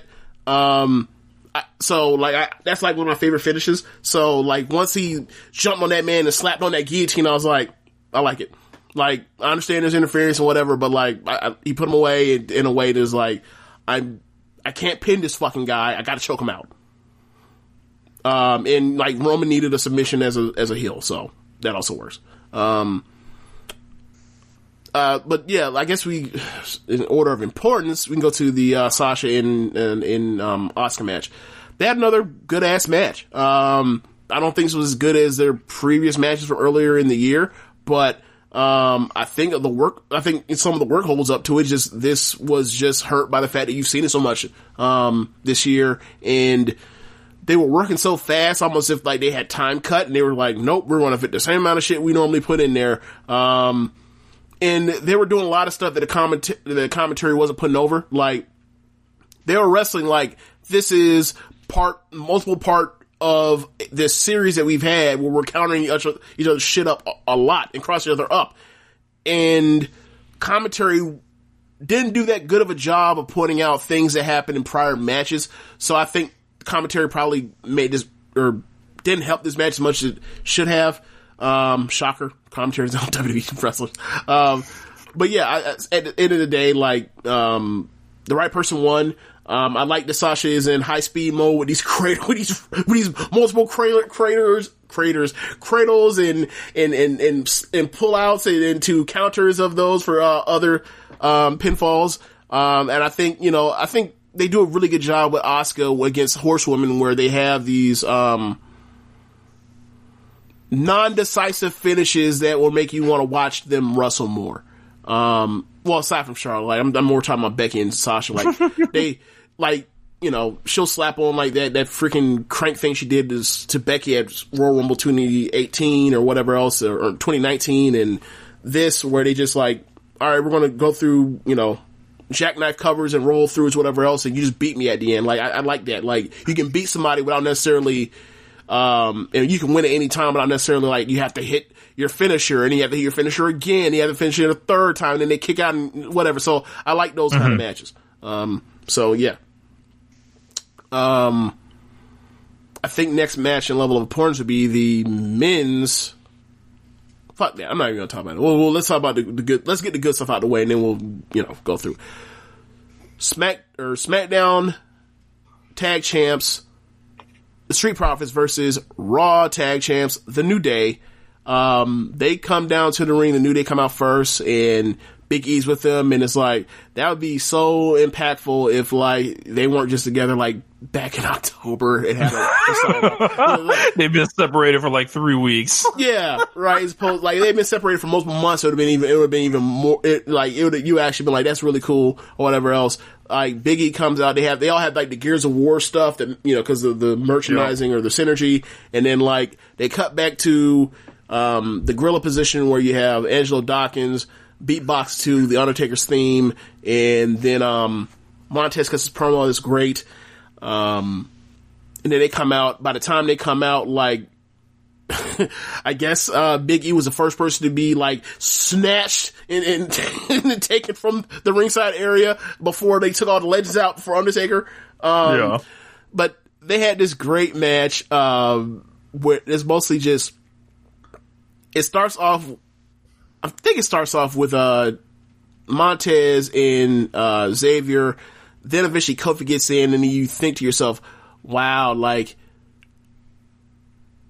those, like Kofi and Montez, like with the gigantic huge jumps and the frog splash, like they have so much in common, as far as their athleticism. Yeah. Then, they're both black too. Yes, they are both black. But there also was a lot at play where it's like the Street Profits were kind of like wrestling like their heroes, kind of like that's kind of the way they put it. Like also like the way they were handling it. Like when the Street Profits came in or whatever, it was like there was a lot of like love. It was almost like watching an All-Star game, and then eventually like it changed, and the New Day started working heel while not actually turning heel. Like they just started working heel. Like they isolated Montez Ford's ribs and midsection. And doing a lot of cool stuff to his ribs and hurting them over and over and over.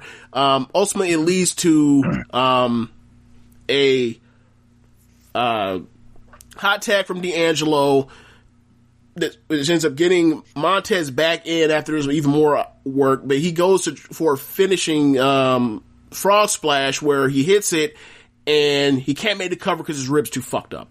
It was a great... I love that spot too as well, where like someone's injured, so they can't put someone away with whether it's a submission or slap on a submission or pin somebody. And then like you have a Trouble in Paradise from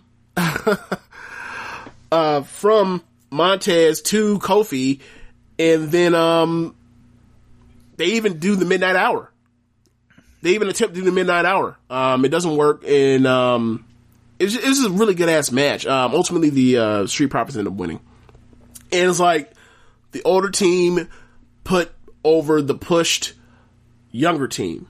Or the older team put over the push younger act, and like that will do them a lot of favors. In the New Day, you can beat them like a drum, they'll still be over tomorrow. So I don't want you to beat them drum, but like it was cool. And so if you have to, right? It's like if they need this win more, the right person, the right team won. So I like that. And it was a good ass match. I would say go back and watch it. All right. So yeah. So now we get to the shits. The men's Raw, the men's SmackDown, the men's Survivor Series match. Yeah, I can't think. Yeah, the Survivor Series match, Raw and SmackDown. Oh boy. This match went like 21 minutes, 19 minutes, some shit like that. Went way too fast. They sweep the Raw sweeps SmackDown 5-0. There's a spot where everybody comes down to the ring wearing the Raw shirts. On the back of the Raw shirts, it says USA. People come down to the ring except for Corbin and Rollins wearing SmackDown shirts. On the back of them say Fox. Yep. Looking like fucking worker bees.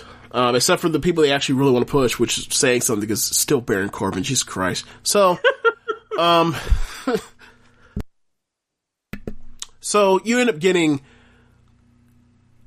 this weird spot where Kevin Owens in the ring, Seth asked to tag in. They're still like, talking about, or playing to the fact that like they hate each other's guts from their feud from last year. Or from the beginning of this year, or last year to the beginning of this year. Tags him in, go ahead, get in there. Seth Rollins gets on both knees, sticks out both his arms, and says, for the greater good, and do what you need to do, or do your worst, or whatever else. Sheamus bro kicks his face off and pins him 1, 2, 3's out the match. He rolls out the ring to the floor. That's the first elimination of the match. Team SmackDown regroups, and then before that happens, Kevin Owens looks at him and shakes his head like, "No, you ain't shit." Pathetic. He's like, "You're always gonna be trash, aren't you?" And then they group up together. Kevin Owens is back in the ring. He goes wild. It's him and AJ. He ends up he ends up knocking AJ out the ring. That leads to a jailbreak where he stuns like 3 different people. Everybody on Team SmackDown, from what I can remember, is on the rope, especially Jey Uso, because he's in the shot. After he gets done with his barrage of stunners, he turns around and AJ's back on the apron. He hits the phenomenal forearm on him and goes to pin him. I see Jey Uso right there on the fucking apron, not under duress at all. Just watch Kevin Owens get pinned. And I'm like, what the fuck is this? What? then I can't remember the rest. I may have just blotted out memory out of that, but like they sweep Otis. Jey Uso's Otis is doing power spots with Keith Lee during the match, and they're basically like on 50-50 in like in lockups. They both do a power move to each other later in the match, which was okay. Otis was in there with Riddle, that was cool at the time, or whatever else, even though Roach shouldn't be on fucking TV. It was just awkward. Oh, basically the finish of it is Jey Uso was the last person. He's in there with AJ. He lays AJ out. He's going for the Uso splash. The ref gets taken. I can't remember the gigantic dude that's with AJ. I can't remember his name. His name is now Omos Almost whatever. He snatches at AJ out to the apron as Jay goes for the dive. And then they finish him after that, and that's what leads to what the rest of the night is with Jey Uso having Stockholm syndrome with fucking Roman. Whatever. So Keith Lee actually got some new theme music, whereas like he's rapping his own theme again. And I've got one question, James. Why the fuck didn't they do that in the first place? Yeah, too late now. If they knew they were going to do this. They didn't know they were doing this. They were fine by the seat of their pants. They were like, this isn't working. And then they were like, oh, well, let's let them get it back to me. People were mad about it. But it's like, you already fucked it. You've already missed the boat. You've already missed the boat. Like this, like he debuted, after SummerSlam? Yeah. He debuted after SummerSlam. We're in November now. You've cooled him to death. Like if you want to try to heat him back up, I don't think he's too far gone where you can't do that, but it's like nothing short of a Royal Rumble win. And even then, I don't even know who the fuck would win the Royal Rumble this year or next year.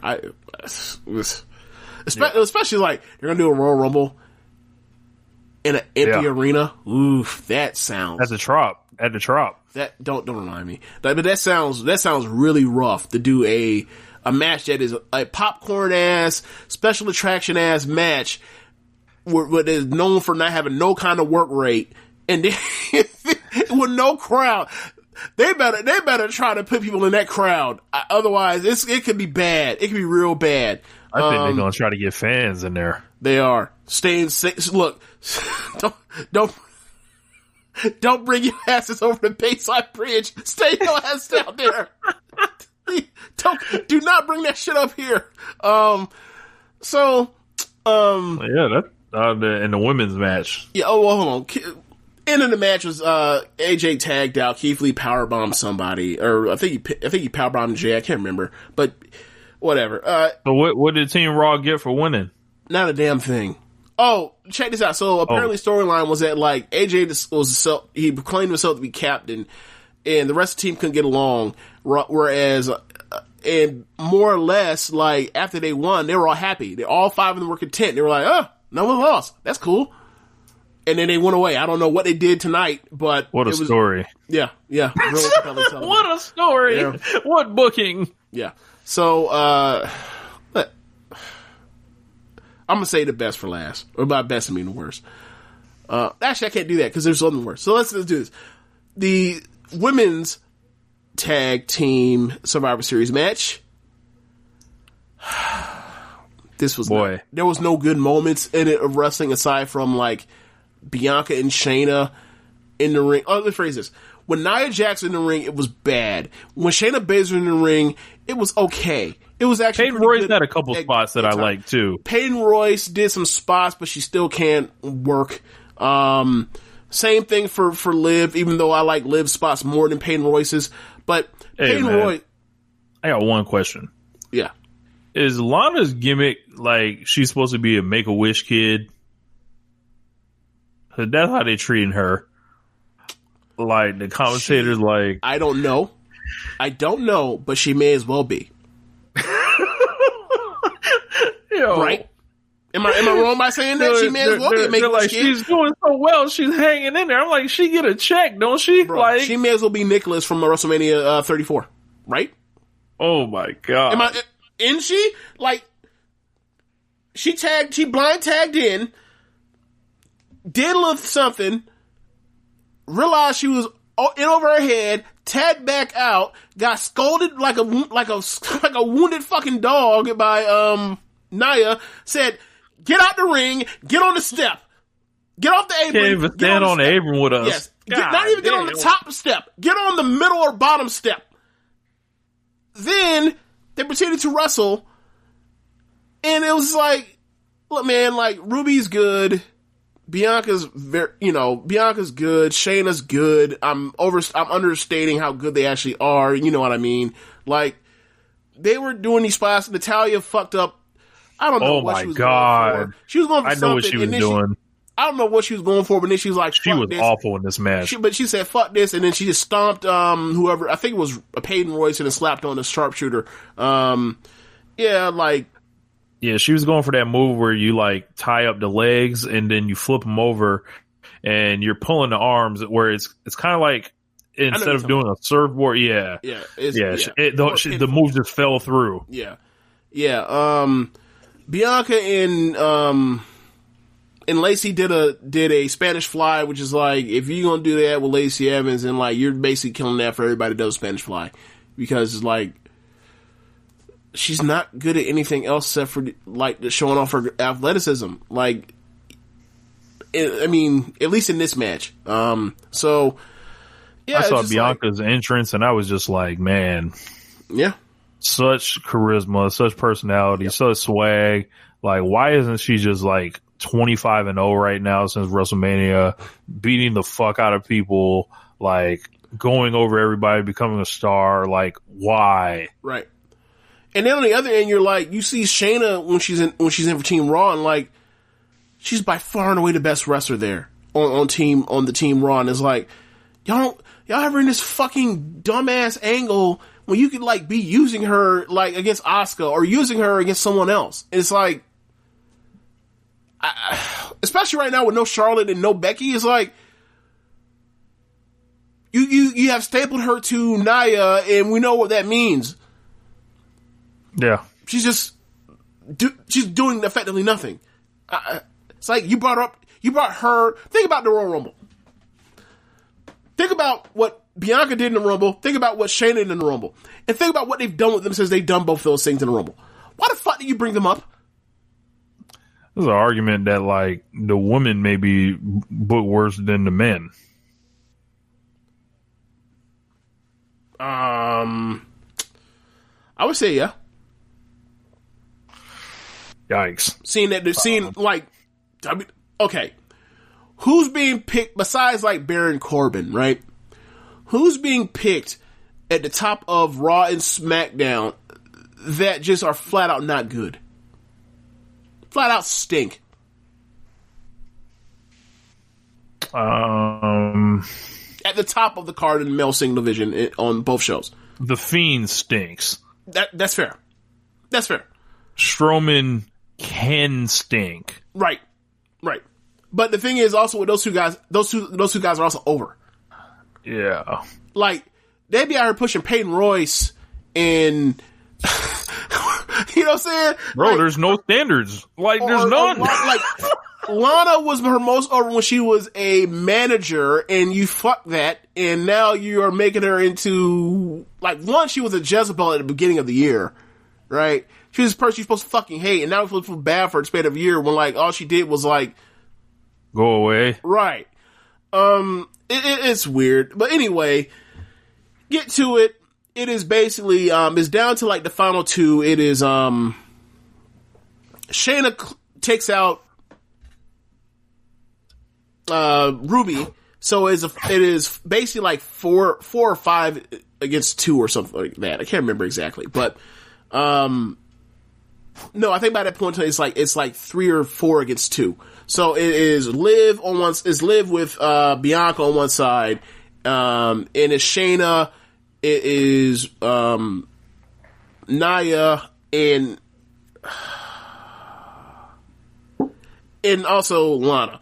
So they get rid of Liv pretty quick. I think they give her a couple spots, and they did a smart thing where like Nia is one of them is eliminating Liv as like the other one like just just immediately like grabbed her right before she realized the pin attempt was happening, off the apron, Bianca. So you get this shot of once like she gets pinned, she's like, fuck, I'm down one versus 3. So, Bianca fights and fights and fights.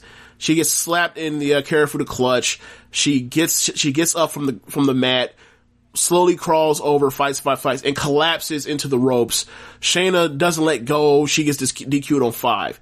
So now it's 2-1, Lana and Nia versus Bianca. Nia takes Bianca outside and, goes to like put her through a table. Bianca escapes, ends up throwing, Nia into a pair of steps. Nia gets up and then charges at Bianca. Bianca basically like back body drops her over the barricade. And as she back body drops her over the barricade, like it's the 9 count, and she tries to scramble the distance, the little short distance to get to get into the ring. 10 count. So Lana wins as a sole survivor of Survivor Series, and effectively Shayna is a loser, is a dumbass. Nia is an asshole and a dumbass. Bianca isn't a winner. She tried hard, but she isn't a winner. And Lana, who has been getting bullied and put through tables and abused by the heels, doesn't show her worth in any way, shape, or form in any substantial way, ultimately falls in line with her bullier, and then wins on a fluke circumstance, and then celebrates if she just won a championship game. Like she should be popping champagne. This was an Ellsworth win. This was an Ellsworth level win. You know, but they got women on the show, you know. Yeah. So, you know, can't fault them, I guess, you know. Like this is easily, well, I don't want to say easily, but like this is probably the worst Survivor Series team match like since the brand split. Since 2006 brand split, like it was just, the booking was so bad. So bad. There have probably been worse matches wrestling wise, but it's like you didn't get a soul over. Who the fuck do you get over in this match? And don't say Lana, because you didn't get Lana over. If you say Lana if you think that Lana got over in this match, then I think you're a fucking imbecile. Yeah, I think they're playing on like some irony shit. Like all this shit's supposed to be ironic or whatever with Lana. Like I watched they showed all the times that Nia put it through a table 9 times. It's just like, why do you keep, like, I don't know, like it's like they're taking like this long ass convoluted route to try to get Lana over when, hey, what if y'all just tried like giving her some wins or something? Could you try that? Yeah. If you wanted to get her over? Right. Not the person I would push. Right. But, you know, I don't know, man. This is WWE, man. Right. Like it's just so fucking stupid. And it's like, I don't understand what this does for Nia. I don't understand what this does for Shayna. I don't understand what this does for Bianca. I don't really understand what the fuck this does for Bayley, who was the first fucking person beaten in this match by Peyton Royce Hall people, who immediately got pinned after this happened. Yeah. Or beaten after this happened, which is like... So that was the goofy one right there. I called Natalia, but it was like, Bayley. So yeah. So this is what I suggest. Rich, you've watched Stardom Elimination matches. They're basically Survivor Series matches, except for the simple added stipulation of over the top rope elimination. They should adopt that immediately. They should adopt that because they are so scared to death of beating anybody ever in these Survivor Series matches, all this political bullshit, that you can just say, oh, I low bridge the motherfucker that was charged at me, he fell over the top. Didn't pin nobody, didn't submit nobody, didn't roll nobody up after they just after they just ran wild or whatever else. They just beat it. You just got caught slipping. You know, duck on a stinger splash, you know. Right. their match would be a lot more intriguing too. Oh yeah, there's also a spot that would happen in that women's match where Peyton Royce gives a second rope suplex to the floor over the group of women to Bayley, and not a damn soul caught Bayley or even tried to stop her. Like, she may as well fell through a sheet of paper. Bayley fell on all that ass. We're moving on. So the next match, gotta get my normal line. They must have went to the Mike Mizanin School of Not Catching a Bitch. So, moving on. The last match is I'm not even gonna give it. It was Sami Zayn versus, Bobby Lashley. And like the rest of the Hurt Business dressed like fucking deacons. They count the collection plate. They look black suit, black shirt, gold tie. Either they were a wedding party groomsmen or they were deacons. You choose. Maybe they were alphas. I don't know. Maybe they were alphas, but I don't think they were alphas. Or they were going to like a high school homecoming or something. Oh God. So yeah, just fucking stupid, waste of time. Nothing like Sami Zayn doesn't want to wrestle this dude, but he wants to leave. They won't let him leave and let Bobby Lashley just get the count out. They're all surrounding him and cutting him off. At one point, Sami Zayn gets out the ring with the ref's back turned towards what's his name? MVP. He accidentally trips over MVP and wants that to be counted as a DQ. As a DQ, the ref won't allow it. Lashley somehow takes the ref. MVP grabs him by the nape of the neck and throws him back into the ring. Lashley slaps on the full Nelson. This was the worst Sami Zayn match I think I've ever seen. Sad shit. Whatever. Like, if they want to beat him, beat him. But like, can he at least you've made their kind of title a joke. Like, what is it with WWE making their fucking titles jokes? I don't know. Whatever. Like, that was Survivor Series, and so it's funny you brought up the Deacons thing. We actually just got a message in our Twitter group thread from Sierra with Cedric Alexander and Xavier Woods going face to face, and the Hurt Business surrounded them. She said, "What in the Deacons is tired of the kids cutting up during the service is going on here?" Shout out to Sierra. I miss Sierra. Yeah. Anyway. But yeah, Survivor Series, I mean, I'll probably go back and check out the tag match if I get a chance. It had 3 good matches on it. 3 very good matches. 3 very good to great matches on, depending on how you feel about it. But it's Survivor Series, and Survivor Series matches fucking sucked. And didn't put anybody over in whatever direction that leads to. The only direction it leads to in any of these Survivor Series matches was one, this Lana thing, which I don't know why anyone would actually care about, and Jey Uso, the Samoan slave. So I just I don't find particular interest in this. But whatever. Like, I would say watch those three matches that I praise. The other ones just damage your brain cells. I guess we get to Wednesday shows now, right? Yeah, man. Let's get to the FA. So AEW Dynamite. Big show here. Did a great rating, one of the best they've done all year in the demo, and so it's kind of forcing me to reconsider what I think. You know, the Jon Moxley Kenny Omega, like, it might. You know, I wouldn't be shocked at 1 million views now, or 1 million viewers that week.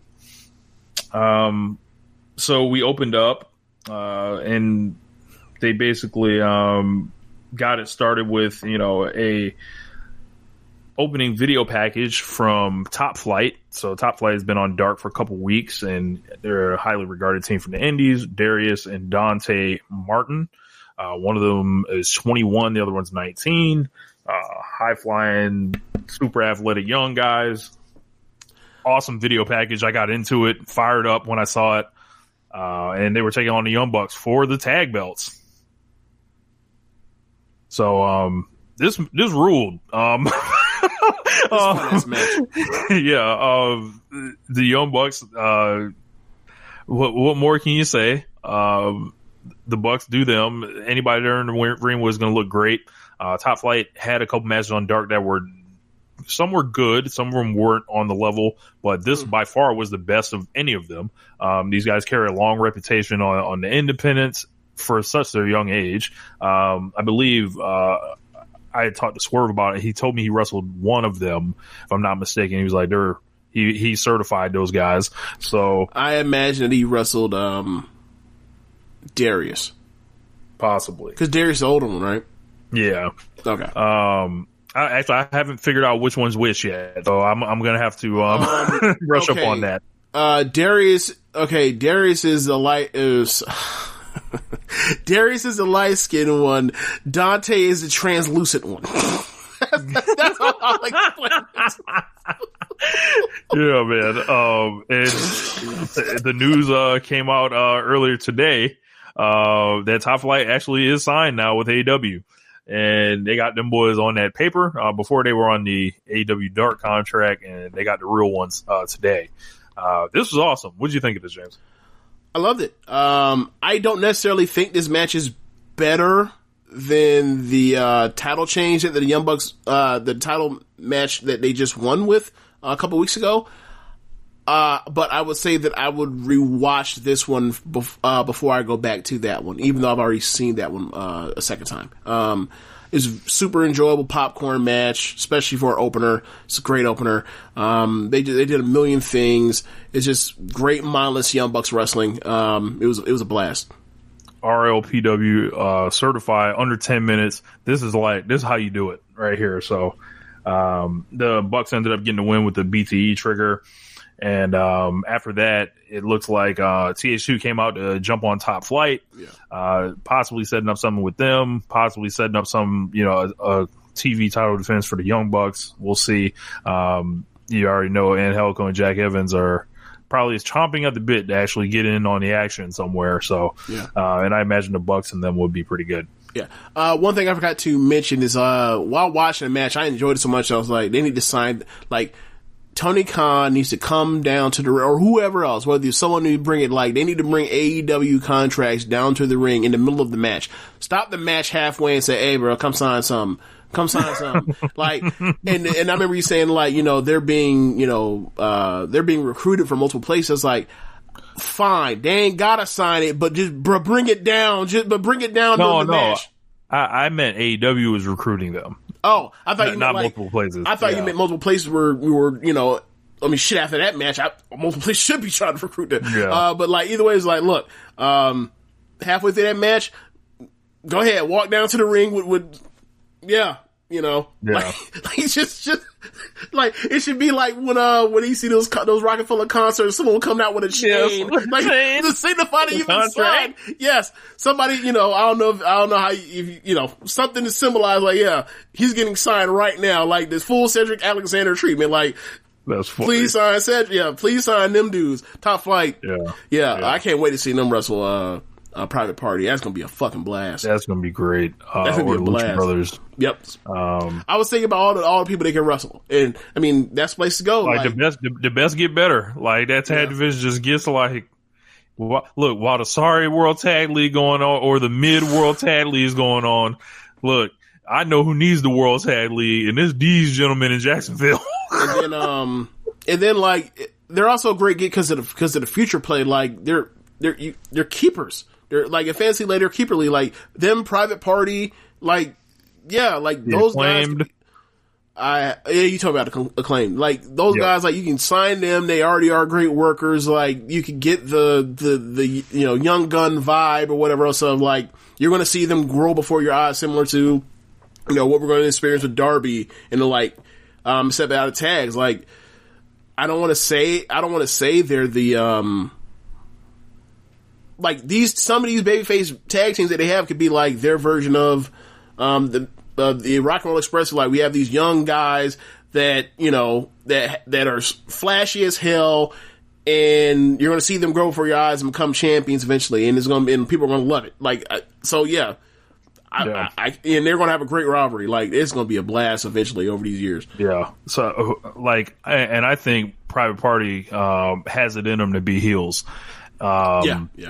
Like I can see it, like because I feel like Quinn, like he could cut off all the smiling, and I feel like Isaiah can talk all the shit, and like just stunt. Yeah, I mean, I wouldn't write off either one of them as turning heel eventually. I think it's gonna be a situation where, like, this for WWE, like one of them is gonna turn on the other one multiple times over the next decade, but I don't think that's necessarily gonna happen in AEW. But like, I feel like they wouldn't turn either one of them heel if they couldn't do it. So one thing I was thinking about was, so since we'll get to it later, there are 6 units everywhere in this company. I was thinking about who you could pair up with Top Flight. I was looking at the singles roster, and it seems like everyone's kind of paired off except Hangman Page right now. So the Hangman needs to go ahead and make friends with Top Flight. I'm offering him that advice. The Hangman with Top Flight? Because you can't hang out with the Bucks anymore. Can't hang out with Kenny anymore. Can't hang with Cody. Do you really want to go chill with Dustin and QT? Probably not. I mean, we don't have a tag team in Team Taz yet. Well, I mean, it's good guys. I would assume these guys are good guys right now. And I'm thinking about a singles wrestler to pair them with. Will Hobbs. Well, the trio is already set in Team Taz. Hey man, don't look. I'm trying to add the Team Taz. I want Taz more that's coming out every week to talk that shit. So I mean, it ain't a perfect fit, and obviously you want to be babyface, whatever else. I'm just throwing shit at the wall. I ain't worried about fit. I'm just worried about like talent with talent. We'll figure out the rest after that. But they'll find somebody. They'll find somebody. The Inner Circle gets us started with their Slaying Vegas trip. Some of this was funny. Some of it was like, huh. And then, it was just like, just wacky shit, moving stuff forward. So, MJF was trying to buddy up with Jericho and Santana, and Sammy and Ortiz weren't playing that shit. Wardlow and Hager were staring at each other a bunch. MJF and Jericho had a funny deal that kind of built on their steak thing. Yep. They just progressively asked for more absurd drinks. I thought one of them was eventually going to request gasoline. Yes, gasolina. But they never got that far. 83 octane, damn it! Yes. Let me get to 93. I'm at 93. I said 83. I was like, I fucked up. It's either 87, 89, or 93, whatever. Right. And then fucking Conan shows up. Conan getting a check. Way to go, Conan. He's been wanting to get on AEW since day one. When did Conan become like the weed man? Like in kayfabe. Not behind the scenes, whatever else, but in kayfabe, because he's like, yeah, I got some for y'all boys. And then all of a sudden it's like, he's Cheech and Chong. He has a supply. And I'm like, I did not know. I'm sure if we went through some of that NWO tape, he probably was dropping lines. Probably. Somewhere. Probably. So Conan back on TNT like old times. And then they went with a to be continued. They got into the commercial for Director X, the guy that does all the music videos, and this was really dope. I saw it on the internet. It was like 2 minutes of it's just like basically a big sell job. Like they're playing this on like CNN and different stations that advertise like AEW. Pretty cool. And then Moxley got it started with a promo. He was backstage. And he was wondering how he was able to have such a long championship reign. He chalked it up to his dad's advice. Mox said he has the whole world bearing down on him, a broken body and a pregnant wife. What? And just out of nowhere. It real cool, casually slipped that in there. But then he remembered, his dad reminded him that they're the good guys. He's the best wrestler in the world and his dad's son. And internet lost their mind once they found out Renee was pregnant. So congratulations to them. They was out there getting it started. I see. You stupid. As soon as she left WWE. You dumb. Congrats to them. Have you seen the pictures of Becky yet? Yes, I did. Seth was wearing a chopper suit. I don't even see Seth's suit, but like, I don't know what it is, but like, I guess now because I'm older before, so I didn't care about this shit, but like, seeing pregnant Becky made me really happy. It was like Look at her. She became a goddamn star. She's away right now. When she comes back, they gonna beg her and plead her or whatever else. She's out here making moves for Hollywood or plays for Hollywood. Good for her. Like, I'm just happy for him. And same thing for Renee is like, I've always liked Renee. I always thought that, like, in a different role in it, if she was the, play-by-play person on commentary booth, like, with her enthusiasm and her relatability, like, she should have, succeeded Cole, but they didn't want to do that, and they miscast her and it didn't work. But, like, just as an interviewer alone, she was somebody that was very good at her job, and, like, we'll see what happens, in the future when it comes to, whatever she wants to do. But, like, I'm happy for him, because, like, it was rough, it's been a rough year for a lot of us over the last, year and change. So, especially when, like, she had COVID and shit, like, to see that, like, she's okay and, she's pregnant now. Good. Happy for them. Yeah. So after that, we got, Orange Cassidy and Kip Sabian match. This was all right. I thought Cassidy looked, pretty good here. Miro was on commentary, Sabian early on, and, he wasn't trying to let Orange Cassidy put his hands in his pockets. Penelope Ford got involved a little bit. Felt like I haven't seen her for a long time, but she has she hasn't wrestled much. Yeah, she hasn't wrestled much. She's done a couple matches on Dark, but she kind of feels like it's due. But, like, I feel like she should be getting back in there sometime soon. So. But this ended up, Orange Cassidy got the win. And it was a really creative finish. He countered out of a swinging net breaker into, like, the mouse trap. And it was like, I liked that finish there because you knew he was fucking dead to rights. But the funniest part was Miro running off a commentary and then into the ring and, just hitting that clothesline and looking so big and muscular and goofy at the same time. It takes his head off. Best friends come charging out, and Miro is fucking out of there. So, any thoughts on this one? The match had its moments. But it never was sustained. I don't know, like, Kip's missing something, but once he figures it out, I think he'll be alright. I don't know what it is. I can't put my finger on it, but, like, it feels like there's always something missing. Yes. Like the physicality, the transition from move to move, I think he's way too cute in the ring. Okay. Like, in a way, like when, someone like, like if he could do a whole bunch of matches with the Bucks, I think he could find it. But yeah. But that's because the Bucks was telling him what to do, as opposed to, he figures it out on his own.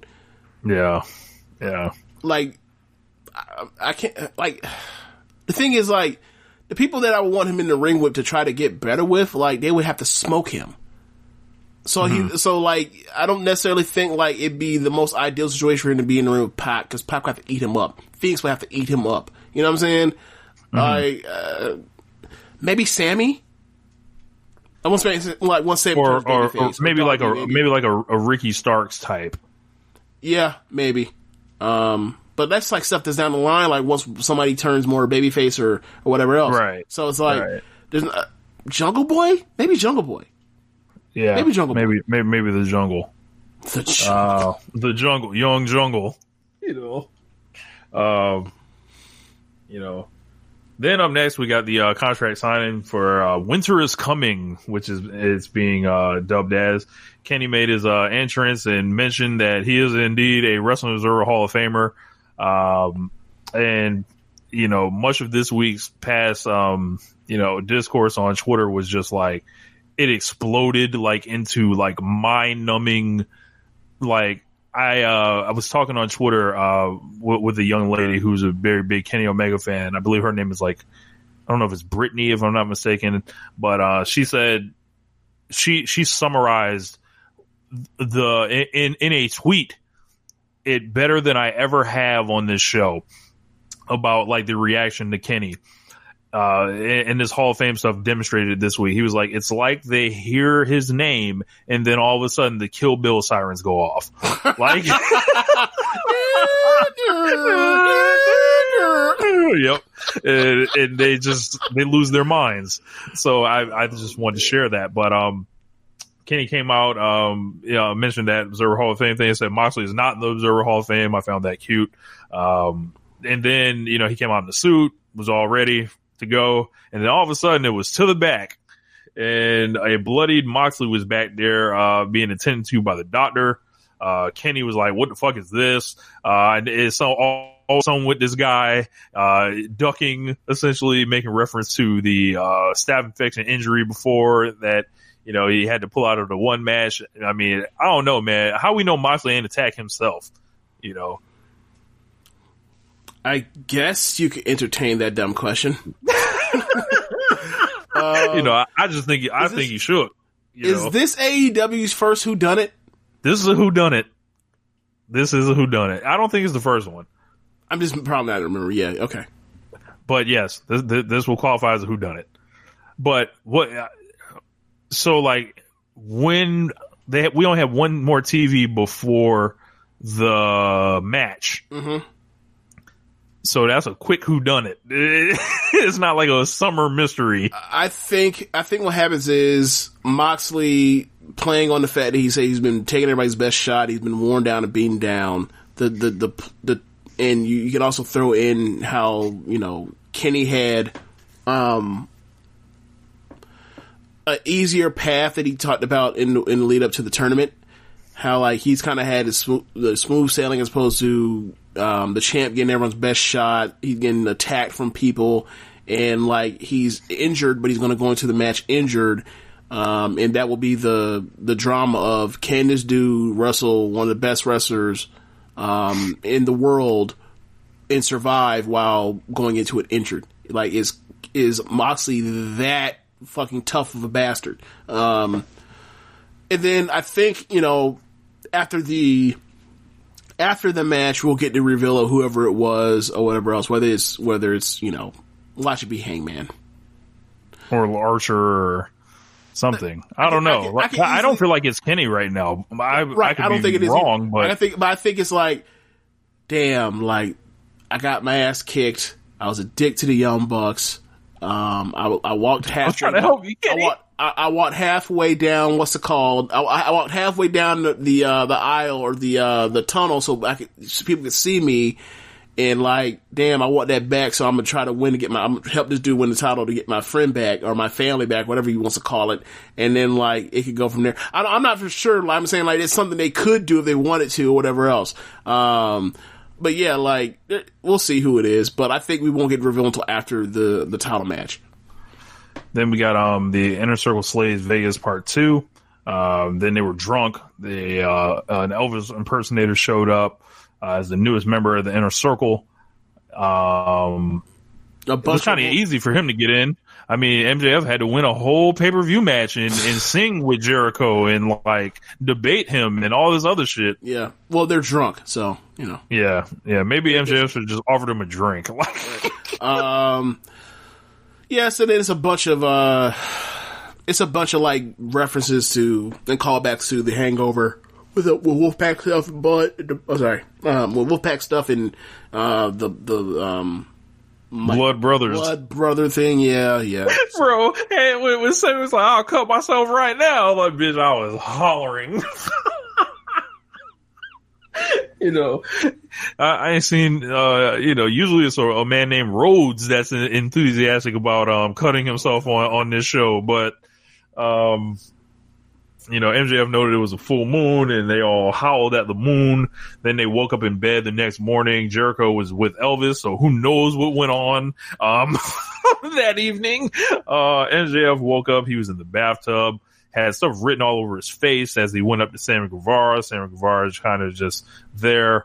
Santana was hanging out with chickens and or CGI chickens, whatever the hell they were, and those chickens made him some money the previous night. They heard some crying, and then the crying was from Hornswoggle, who was dressed in a diaper. No use for this. I didn't laugh. It was another reference to the Hangover when they found a baby in the hotel suite. Like, that's what it was. Gotcha. So seeing somebody that didn't see the Hangover and all that, I only kind of heard about the movie. Okay. All right. Only kind of heard about it. This all kind of like, this is like look at my phone time. Okay. Yeah, it's. I'm not even gonna get to the Hangover. It was a funny movie. Watch it, whatever. But the first one. Yeah. So they went back. Go ahead. So Jericho was on commentary and announced that him and Hager are facing SCU next week, and then we got Pac versus the Blade. So welcome back to Pac. Battle of the bodies here. Pac and the Blade. Eddie Kingston joined commentary, and this match went long, and I think Pat was knocking some rust off. Finishing sequence looked good. Nothing, kind of a high level enhancement match, I would say. Just making sure Pac kind of lands back where they need him to, but this one was pretty much all about the angle that followed it. The finish on this was a black arrow into the brutalizer. That was pretty cool. After the match, Pat grabbed a mic and he addressed Eddie Kingston, but the Butcher laid him out. Big Butch coming through. And also throughout the match, Pac was fighting off the Butcher. He was going face to face with him and different stuff like that. Bunny was out there too.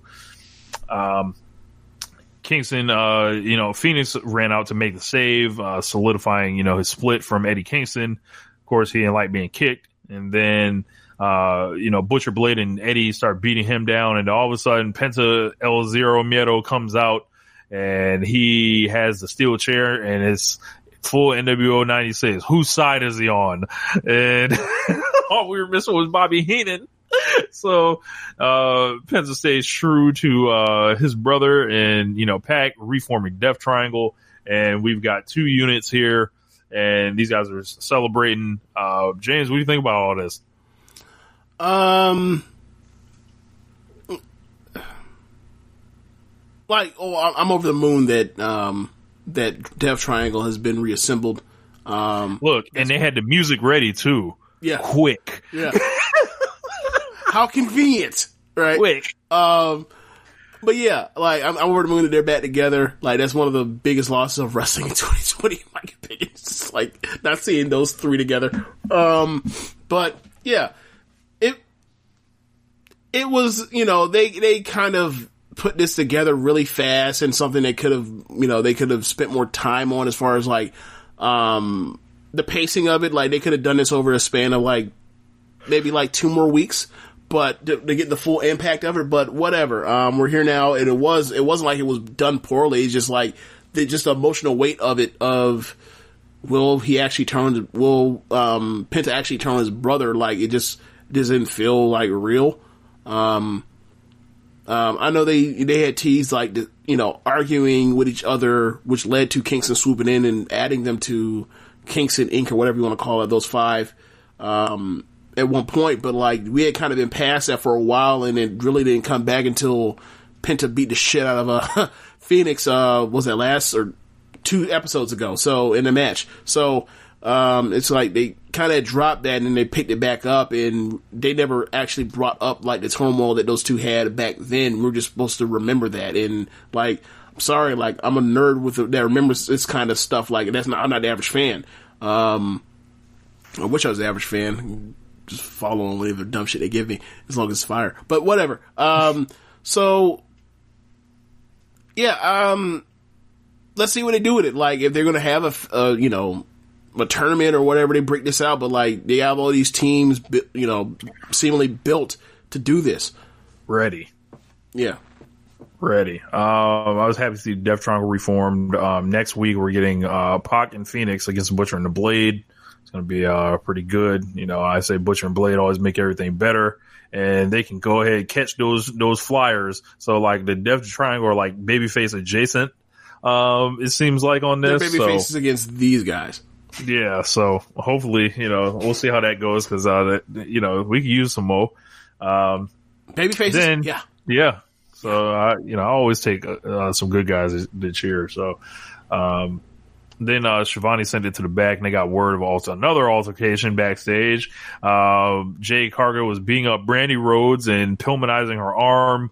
Vicky Guerrero and Nyla Rose were holding everyone back, and then Big Swole tried to jump in and jump on Jade. So maybe you get a Big Swole and Jade match. Serena Deeb was also came to Brandy's assistant after she got her arm broken or whatever too.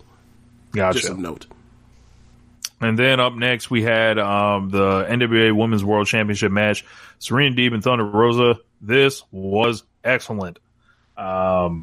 This was it was wrestled at a deliberate pace that just picked up as we went throughout the match, and it was just a lot of great counters, great physicality, some suplexes, and they did some interference with Britt that didn't lead to the finish. I actually liked that because the integrity of the match didn't fall apart after. And the Britt Baker thing, it was kind of simmering on Twitter. If you pay attention closely, there's a lot of stuff that's going on with Britt. It's you're overshadowing this division. You're coming from the outside, with this belt or whatever.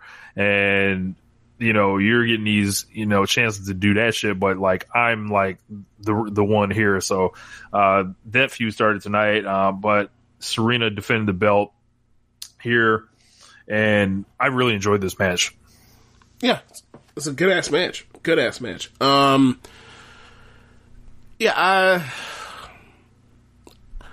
people didn't like the Britt interference and the fact that it didn't lead directly to the finish. I was relatively fine with it. It was you got your shot in, I survived, I still lost. And I wouldn't necessarily. I think people are looking at it in terms of WWE of was this enough bail for protection for somebody? And I don't think it was. It was she lost, and this asshole interfered in my match. I'm fucking furious. I just lost a chance to get my belt back. I'm going to rock her when I'm going to whoop her ass when I get a chance. Cause she had no business being in my fucking match. Right. I don't need necessarily a bell for if she's going to lose anyway. It also protects Serena and give her a strong win, as a babyface too. I wasn't even thinking about that part as much as I don't really care about shooting Thunder Rosa bell right now. As far as she would have won if ... Nah, I don't think that's what their intention was. I think it was they had a match, somebody interfered, I lost the match. Fuck you for even getting involved in my shit. Right. As opposed to people trying to come up with WWE transitive logic. But yeah, I like the brawl they did too. It was it was a real cap fight. At on the outside, they were swinging out there. I didn't even think about that. So we've got, and then they announced after that, Anna Jay will be challenging Hikaru Shida next week. She's won 4 matches in a row. So a couple things going on right now. I'm definitely here for a Britt Baker and Thunder Rosa match. Yep. Whenever that comes, Serena's going through with the NWA women's belt. And we've got another, what was that other thing that happened? Jade Cargill and Brandy. Yeah. So look at them build up these storylines for this division that they barely did anything with in the span of seemingly 2 weeks, maybe 3 weeks. It's see what happens when you try. It was just can you try? Damn, and now they're trying. So good for them so far. They're off to a good start. Yeah. So Anna Jay referenced them fighting when she was a rookie. Of course, the first time they were at QT's gym. And Anna Jay turned everyone's heads. Who the fuck is that? And she's back now because she claims she's no longer a rookie. So it's a different story that she's in the Dark Order. Is there any chance that Tay Conti is going to get on the microphone next to Anna Jay and tell us how Anna Jay had emotional scars from when she was in QT's gym and Brandy told her that she did something wrong and it ruined her relationship with her boyfriend, and now she doesn't think she's pretty anymore. So now she is trying to fuck Cody Rhodes, or pretend to fuck Cody Rhodes to make Brandy mad, and then Brandy shows up at the hotel where the affair was going to be planned after Cody brought her with her to whoop her, and then all of a sudden, like, Anna like whoops her for after getting the jump on her. Is this? I'm talking about Jay. I'm talking about Jay, and I'm talking about the Usos and Mandy Rose and Mandy Rose and Naomi. Yes, that's I was wondering because like what the I remember that's like what the fuck is this? Like this is stupid. Brandy or Naomi still ain't got her heat back from that. Like that was a terrible storyline. Oh my god. Yeah. Yeah, so Darby Allin, video package aired. This guy's a fucking weirdo. He's sitting inside a church and he sets himself on fire. Like, just bring him out. Like, I don't, I don't know what the fuck this was.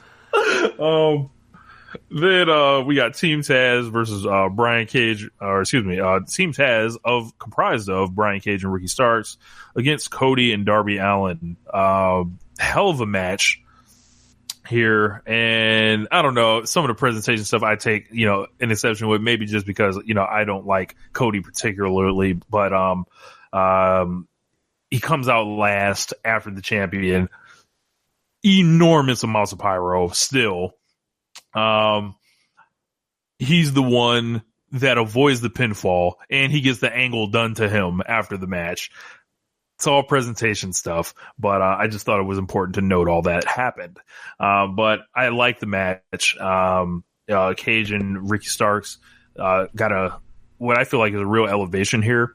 Feels like they're important. They're not here to fuck around. They're not laughing like the Inner Circle. They're not, goofy clowns or dorks like the Dark Order. Like they're here to fuck you up, essentially. Yeah.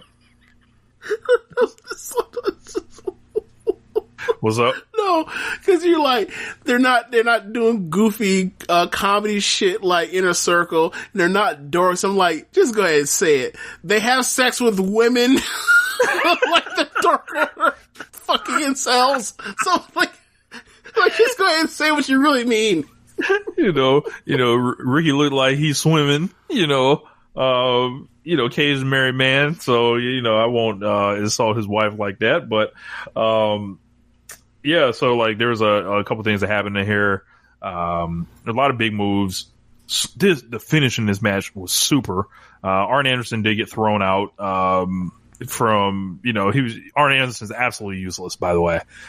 Useless. Wasn't Needs that to go a spot home. to get a commercial break? Yeah, he tossed a chair in the ring. Yeah. Like, what the fuck are you doing, Arn?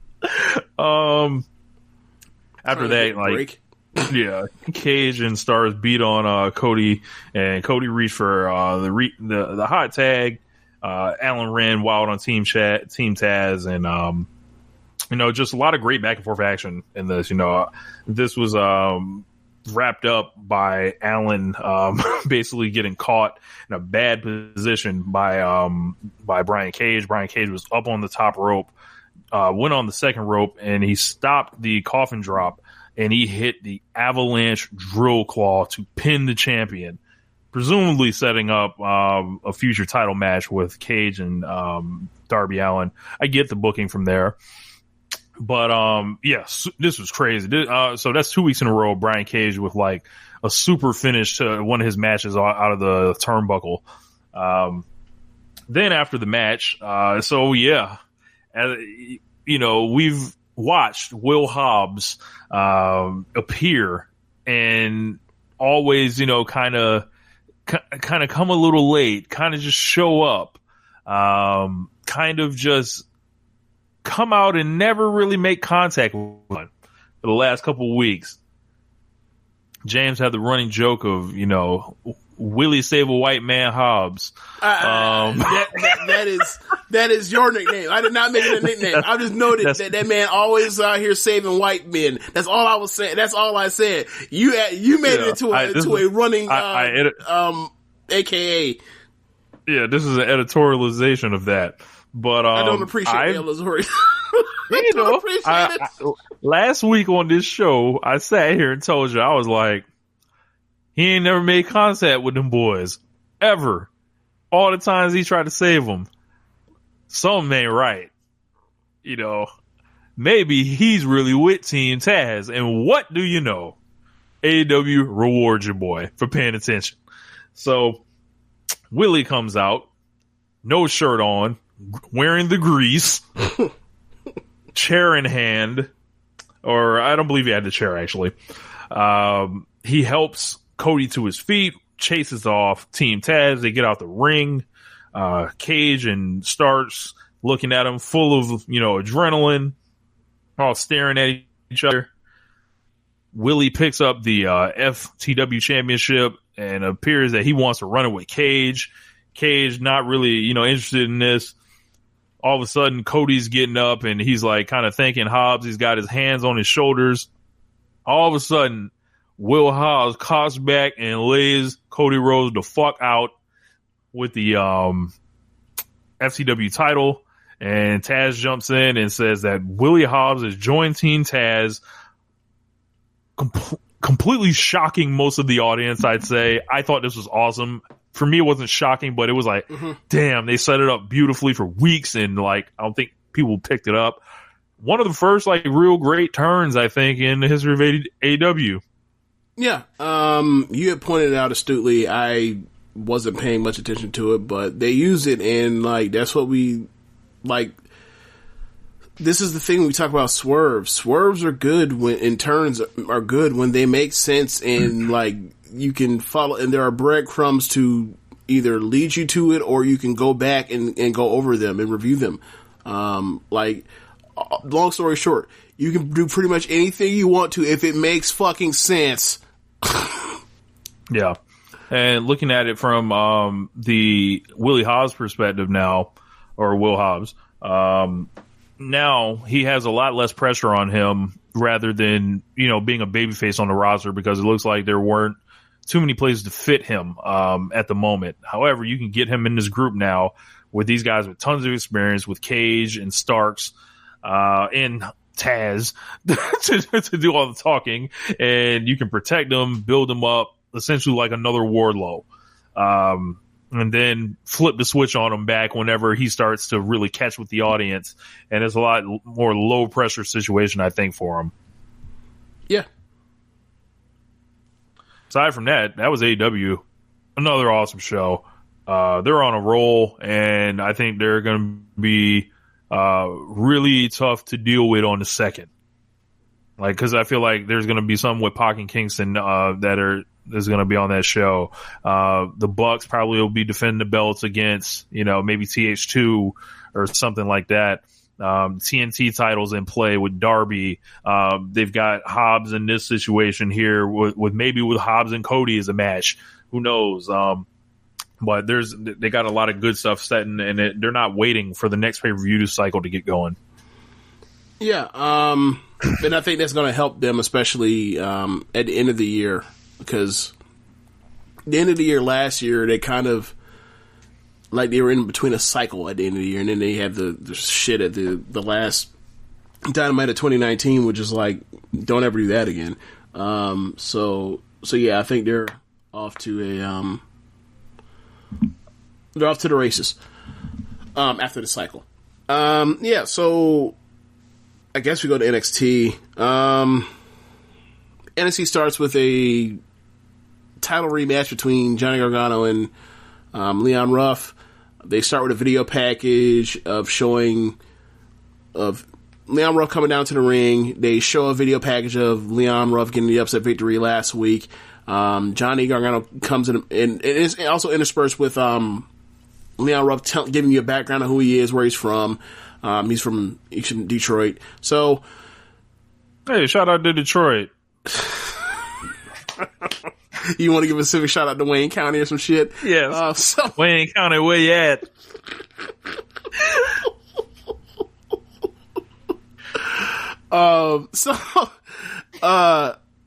Then like Johnny comes out and cuts off the promo or cuts out the video packages. Enough of this. I'm gonna come down here and beat your ass. And Johnny then proceeded to mostly beat his ass. He took like 90% of this match. There was some, I take that back. He gave him two different, spots. But it was mostly Johnny whooping his ass. He lawn darted him into the middle turnbuckles, and Leon Ruff just fantastic and bumping around and getting his ass kicked, and he getting chopped. But at one point in the match, Leon Ruff ended up doing this thing I don't think I've ever seen before. He gets Johnny out to the floor. He hits the ropes on the other side. He's by the ropes, like the ropes that are running parallel to the way he's running. He does a triple jump,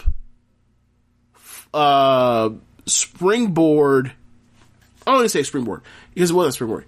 Triple jump, and at the triple jump, he ends both feet on the top rope, and then he front flips to the floor. And he landed on his feet, and he barely even touched Johnny. And I was like, he's even better than I thought he was. I thought he was like, really bro, I told you. I always thought like, yeah, he's clearly raw, but look at him, he's going to job, but he's an elite jobber, right? And it's like, yeah, he can. Like, that man was wrestling long matches in Evolve. Yeah, like he's so he does that. By that point in time, he gets back in the ring. Johnny cuts him off. Damian Priest comes out up the ramp, at the top of the ramp, and Johnny sees it, and actually Johnny's about to finish him with the super kick. Sees Damian Priest up on top of the ramp. He starts talking to him. Leon Ruff gets a small package. Johnny kicks, lays him out with a super kick, I think. Well, Ruff is on his knees.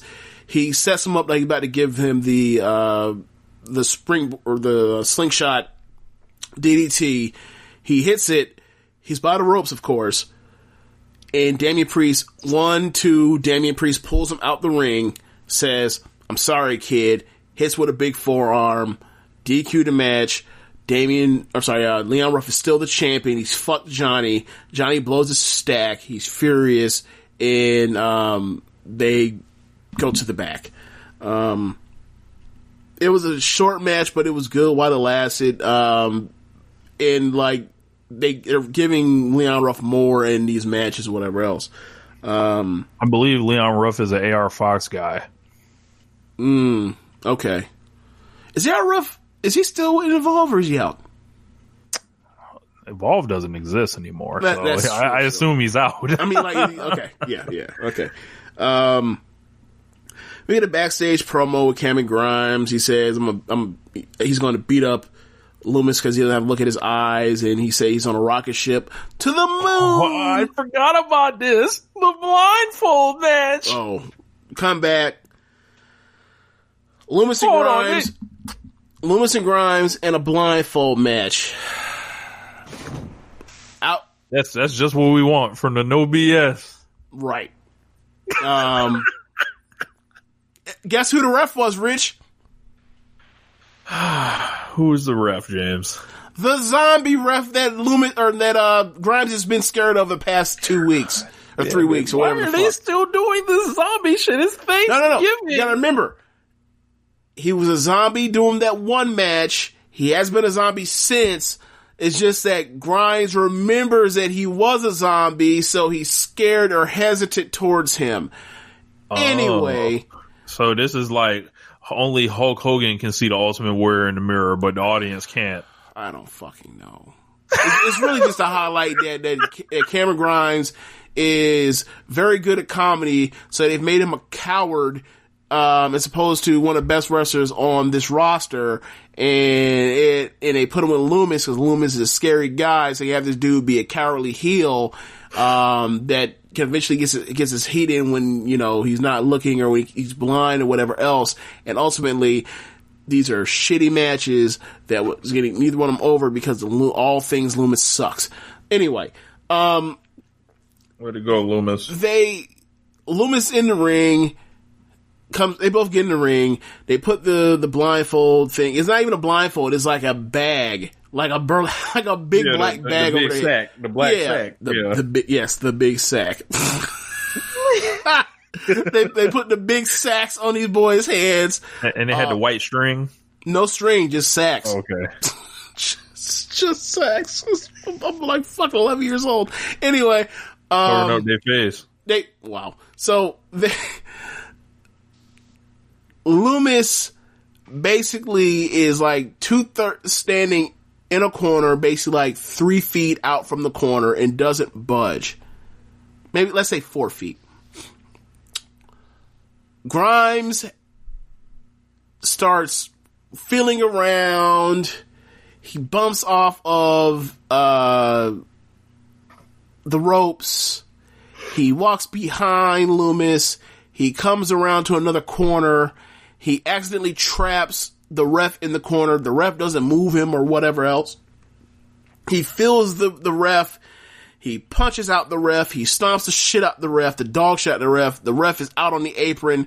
He keeps stomping him until Grimes just takes off the sack and realizes it's the ref. He turns around and he sees that Loomis is standing there. So he moves away from where he was. He sneaks around, tiptoes, and then he charges at Loomis. Loomis ducks it. He hits him a couple times. The sack ends up off his eyes. He starts beating the shit out of your boy. Another ref never comes, even though a couple weeks ago a ref ran down in the middle of the ref bump after the Kushida and Grimes match. That same zombie ref. There was no other ref this time. Your boy's about to. Loomis is about to, or not your boy, I'm sorry, please forgive me. Loomis is about to, not a rich ladder pro wrestler. Right. Yeah, Loomis is about to put away Grimes. Grimes escapes. He climbs over the top of the fence, of the fencing over the plexiglass and runs away.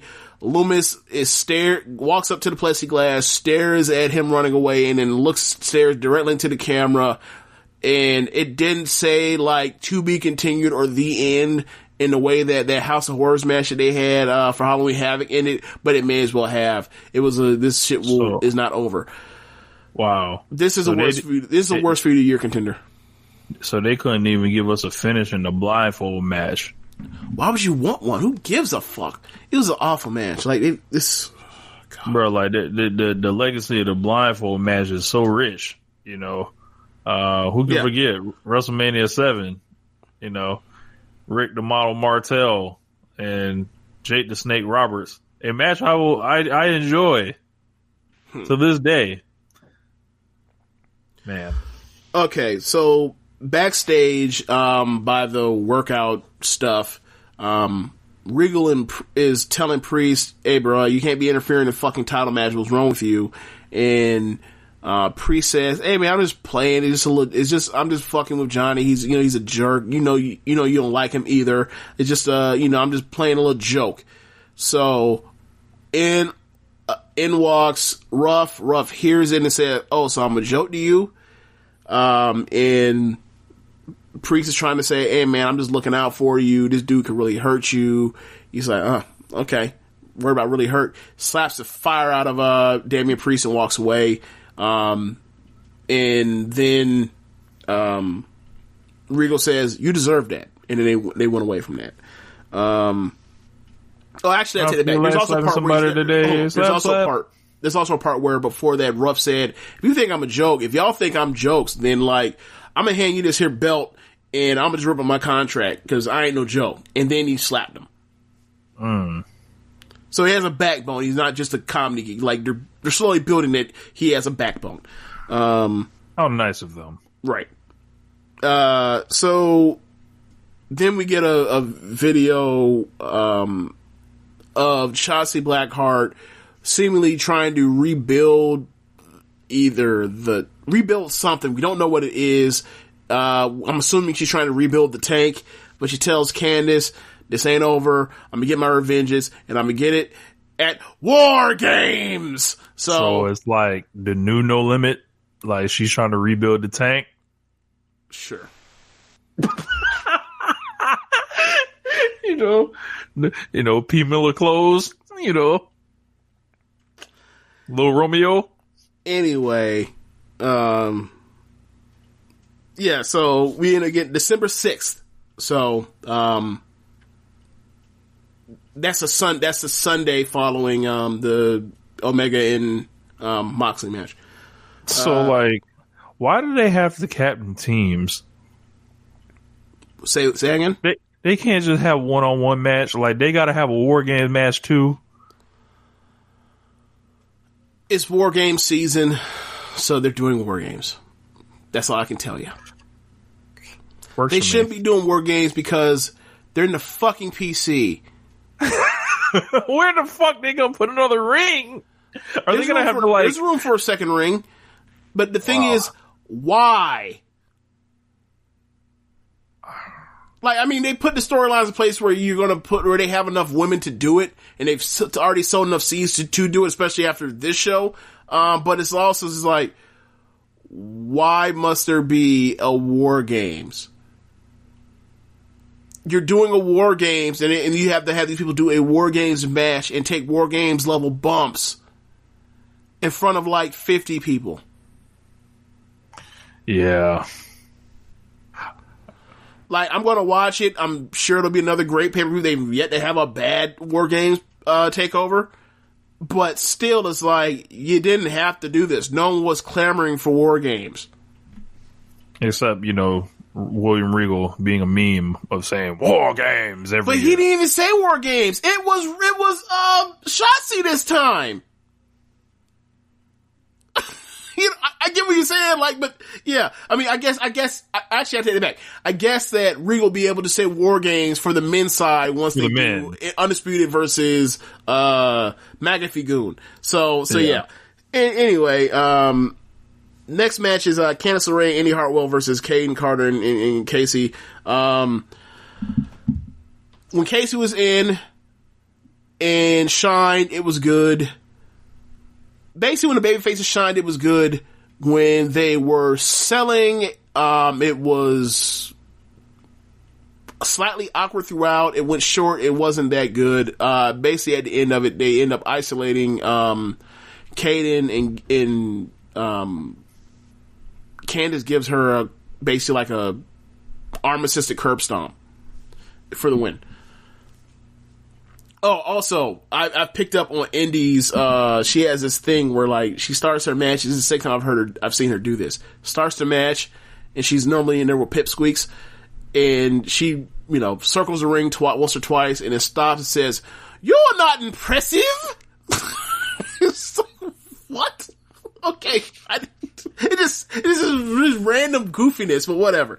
You're not, and now I'm thinking, how do I put that into, the Iconics are broken up, but I can imagine Billy Kay saying that shit and being even funnier. I don't know why. No. You're not impressive.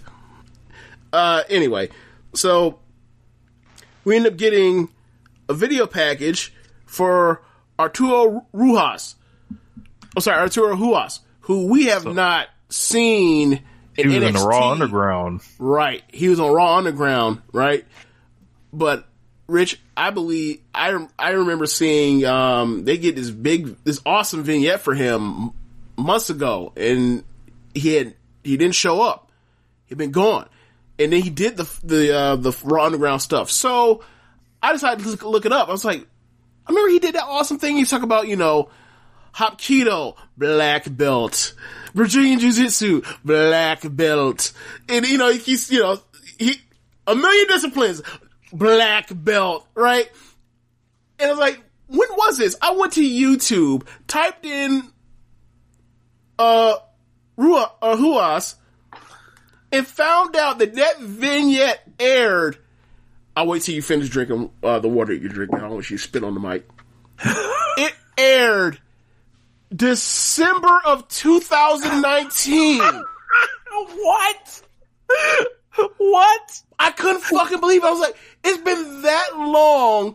He's been gone for almost a fucking year. Where has he been? He's clearly been healthy. He was in Raw Underground. use this guy? Bro, like, he's in the wrestling school, doing bumps with the headgear, I guess. Dude. What the fuck, like... They how the fuck do you, like, do a video package for a dude and then he doesn't show up on the show for a year? Right. So,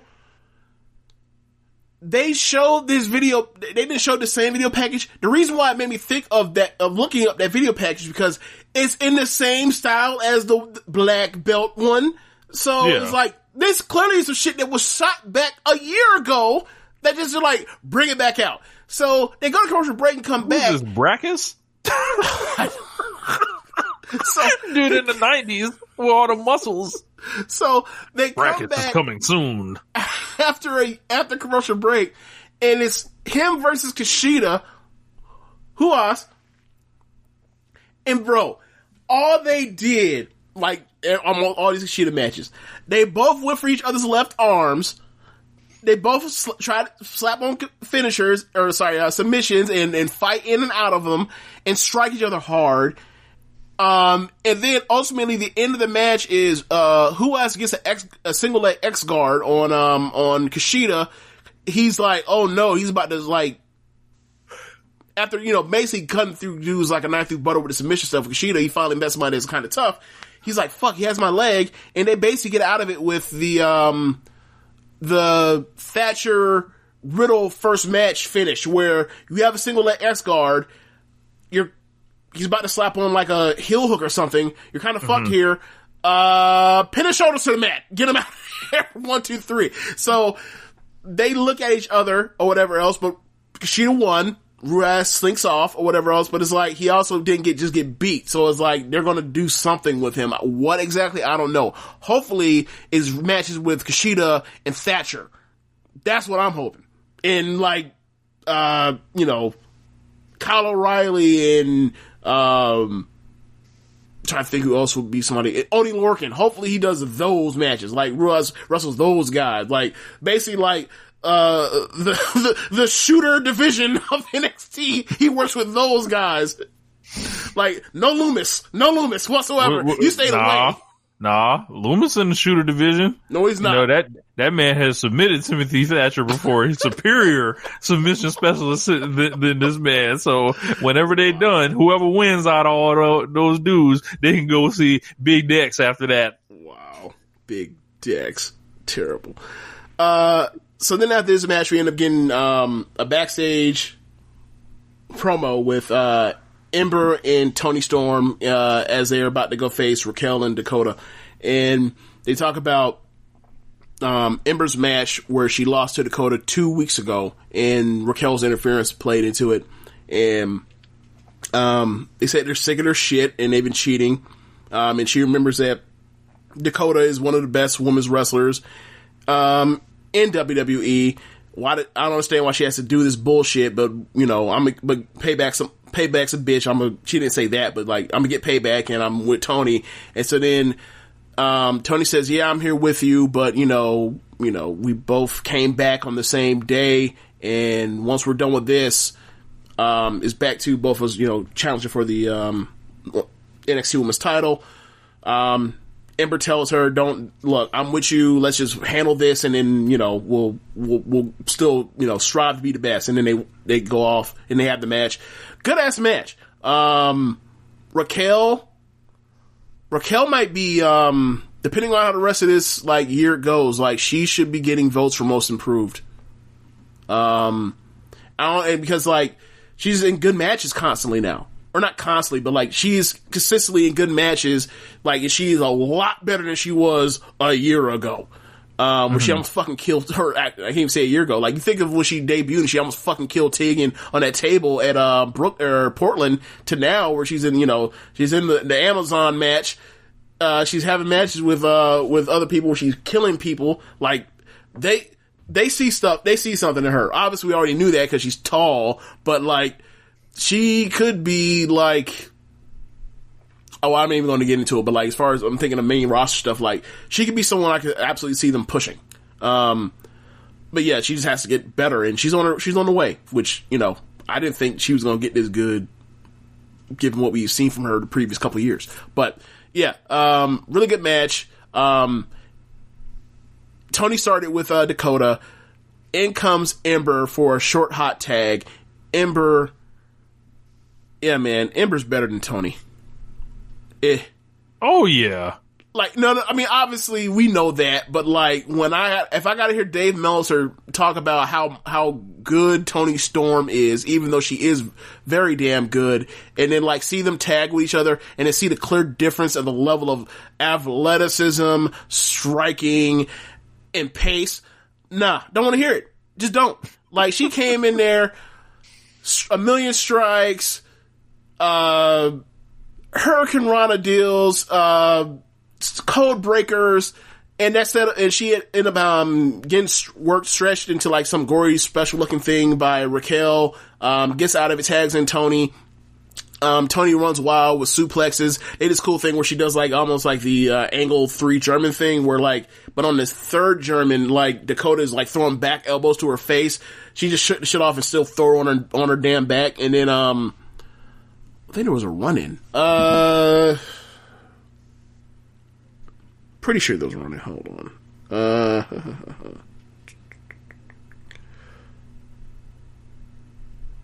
Oh, I'm sorry. Dakota ended up, everybody ended up out the ring. Dakota ended up getting Tony back in the ring, and Tony ends up like sucking her with the inside cradle for the win. After that, Candice and Indy come down to the ring and help beat up Ember and Tony, which sounds like, and after that happens, you see the four smiling at each other, the four heels smiling at each other, so he's like, oh, we know what, okay, Dakota, Candice, Raquel, Indy is the heel team for Women's War Games. You know that they just so happen to all be here together. Ember and Tony are on the babyface team, and it's like, okay, so you did bring them in to be title challengers for EO in the long term. You also brought them in to be in War Games. Yep. You did both. Which, fine by me. Women's War Games last year was fucking awesome. So then you get Timothy Thatcher versus August Gray. August Gray is the very first student of Thatch Can from like about a month ago, where he beat the shit out of that dude. So they have the match, and mostly it's Thatcher's wearing that dude down, except for when it comes to like striking, and like the strikes he's selling for him big. Ultimately, the Austin Gray dude, he goes to the top turnbuckle, he steps off the top turnbuckle, gets 2 feet on the ropes, and goes for like some flippy deal. Man, Thatcher gave that man a forearm shot that reminded me of like a Cesaro European uppercut. Mm-hmm. and then he pinned the dude and got the fuck out of there. It was nice while it lasted, but it was a super short thing. It was a squash. So this is Anthony Green from Evolve. Okay, yeah. August Gray. Okay, yeah, which is funny because like when he showed up in the Thatch Can school, he was awesome. He was Anthony, and now he's Austin Gray. Anyway, so Thatcher gets on the mic and says, or not on the mic, they actually just cut the volume.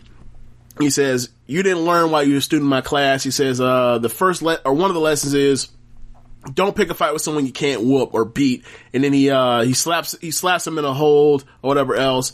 Walks down to the ring, Ciampa. Ciampa walks to the ring, goes face to face with, not face to face, but like, gets close, to eye-to-eye contact with Thatcher. Thatcher, like, he's like, I don't want no smoke. He slowly gets out the ring and then walks away. So they're setting up for Thatcher versus Ciampa, which should be a good ass match. So Ciampa cut that promo last week, and it was about Thatcher. Right. He's cutting boomer. He's cutting an old timey fight man. Old timey promo about the youth, and then he decides to take that out on the grizzled submission specialist, the tough white man himself. Whatever. Like, I agree with you. It's dumb. Like, it makes sense for Velveteen Dream. It does not apply to Timothy Thatcher. But yeah, they're gonna have a good ass match. So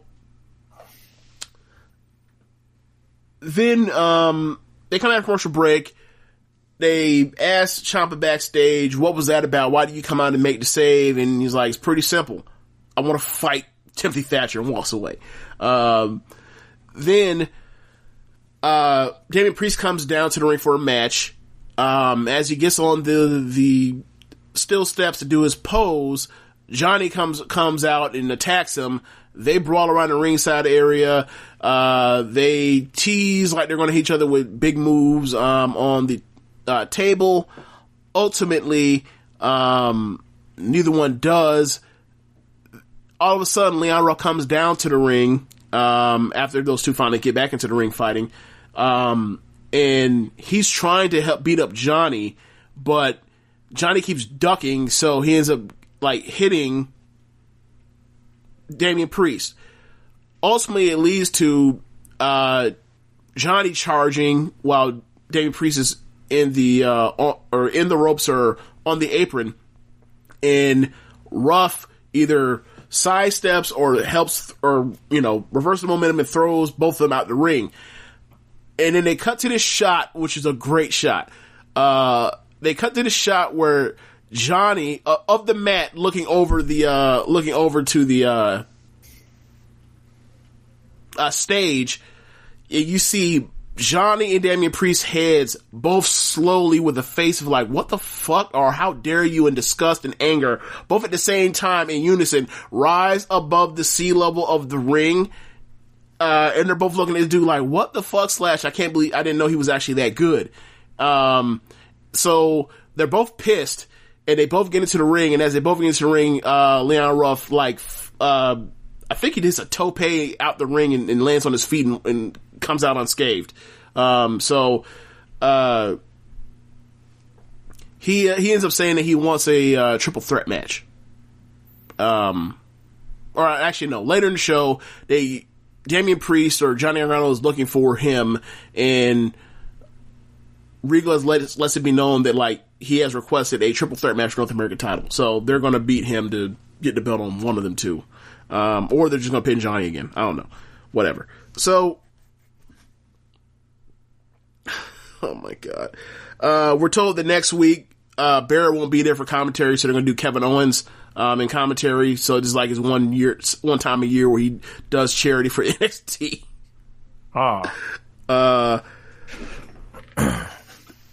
Right, they were stretching Regal out thin this week. They had Regal, the general manager of NXT, work as a truancy officer and show up to Boa's apartment door, knock on it, ask Boa, where you been? You weren't at the PC this week. In fact, I haven't seen Zaya at the PC in 2 weeks. What's going on? Boa says, yeah, didn't come in. This after they recapped this shit. They show the dragon. They show the old Asian dude come down. Shang Tsung? Yeah, may as well be Shang Tsung. Have you seen pictures of this shit yet? No. It's Shang's. It's Shang Tsung's. Anyway, so is it Shang Tsung Mortal Kombat 1, like with the gray hair, or is it one? Oh, okay, Absolutely one. So they tell us while they're replaying what happened last week that, like, yes, his name is Shifu, because I remember it sounded like seafood. Shifu, and that translates into master, and I was like, God damn it. Anyway, back to the truancy office, the truancy check. Boa says, I didn't show up. He didn't give a good answer why I didn't show up, but he said she's coming. And then did Regal show up with a mask on? No. So then exactly. So then when asked about Zaya, he said she's hiding, and then he said that she's coming. She is clearly another wrestler. I don't know who she is, but whatever. I just like, God damn, they got Regal on like 5 different segments. He's trying to manage like Johnny. He's out here like checking. He's like he's a truancy officer. I don't know what does the GM role in NXT actually entail? Because I could have swore it meant I was in my office. I make matches. I write checks and I cash checks. Now he out here checking running behind these dudes. Staffed in during the pandemic. I guess so. You showing up to work? Are you showing up to work? Like, you coming, not like, yeah, okay, that's a no show, no call. Just, hey, bruh, why? Like, he couldn't make the phone call? He couldn't make the phone call? Like, maybe his phone died. I wish he had to commute. I wish Ricky Williams would show up to my house. What are you doing here? You didn't show up to work. Where's your mask? Yeah, where's your mask? Where do you... Can't let you in. COVID. Yeah. You know. Oh, it's yeah. Hello, police. Excuse me. Hey, come get this man out of my community. What are you doing here? Remove him from the paint. He does not belong. Anyway, we end up getting the Rhea versus Io, the title match. Good ass match. Actually, great match. I gave it 4 stars. It is basically Rhea's big, Io is faster. Io gets a hold of Rhea's left arm and goes to work on it through different ways. At the end, she ends up, from that point, if she picks out that arm, she starts to dominate. Rhea ends up getting her ear busted at some point. It wasn't like a ruptured eardrum. It was more like one of her mini piercings in her ears, like, got ripped or something, and she starts bleeding. As she fights up, or fights back and gets control of the match, she reaches for her ear and finds the bleeding and like wipes it across her face like almost like football eye black. It was cool. So ultimately, Rhea ends up slapping Io in the prism, her inverted Texas cloverleaf deal. And Io makes the ropes as Rhea is trying to slap it on, but can't slap it on that well because her arm's jacked up. Go through a minute later in the match. She's about to hit her in the riptide, but Io escapes and hits a spike DDT out of it. Io ends up twice getting an armbar. Rhea makes the ropes. And then after she gets up, after climbing out through the ropes, Io hits the other ropes, comes charging through the ropes, hits sunset flips over, gets Rhea, and then sprints once she gets her feeding and power bombs her onto the table. The table just explodes. Rhea just barely beats the 10 count, and the second she gets through them ropes, Io was down in the corner. The second she gets through them ropes, Io jumps up, gets to the top turnbuckle, and hits the moonsault on Rhea's back and pins her. Great match. So they replay all the stuff, and then Rhea shakes Io's hand. They hug. To me, it seemed as if like this was a write-off for Rhea. Like she's going to the main roster. So I don't know, but that's the way it seemed. And I imagine, like, basically for me, I thought that either they're writing her off, or her final thing will be Women's War Games, and it'll be, those two plus Tony plus Ember versus the heels or whatever else. And you can always shoot, an angle where Rhea turns on Io in the middle of the match or whatever else. But it could be a call-up. I don't know. So after this, we end up getting Finn Balor comes to the ring. First time we've seen him since, or in NXT live since he ended up getting his jaw broken last takeover. He talks for like 2 seconds, and then out comes McAfee Goon.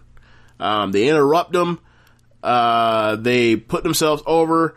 McAfee is even more annoying than normal. It's almost like he's like doing like a Rock cover, but like he's trying to make us not realize it's The Rock.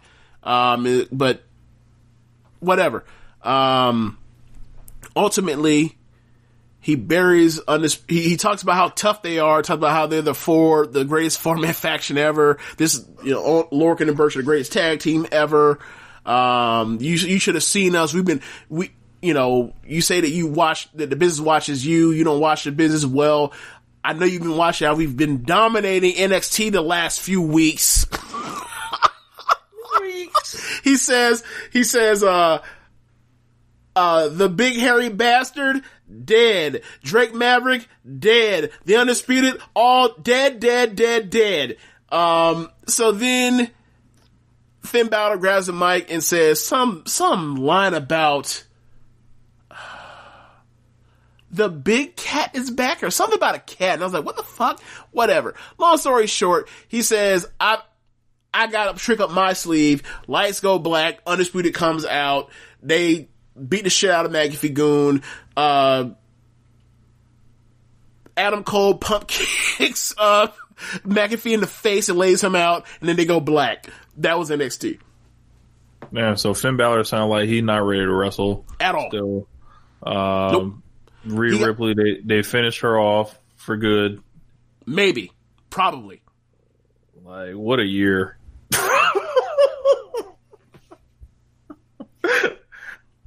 Oh man, remember last year when she won the belt?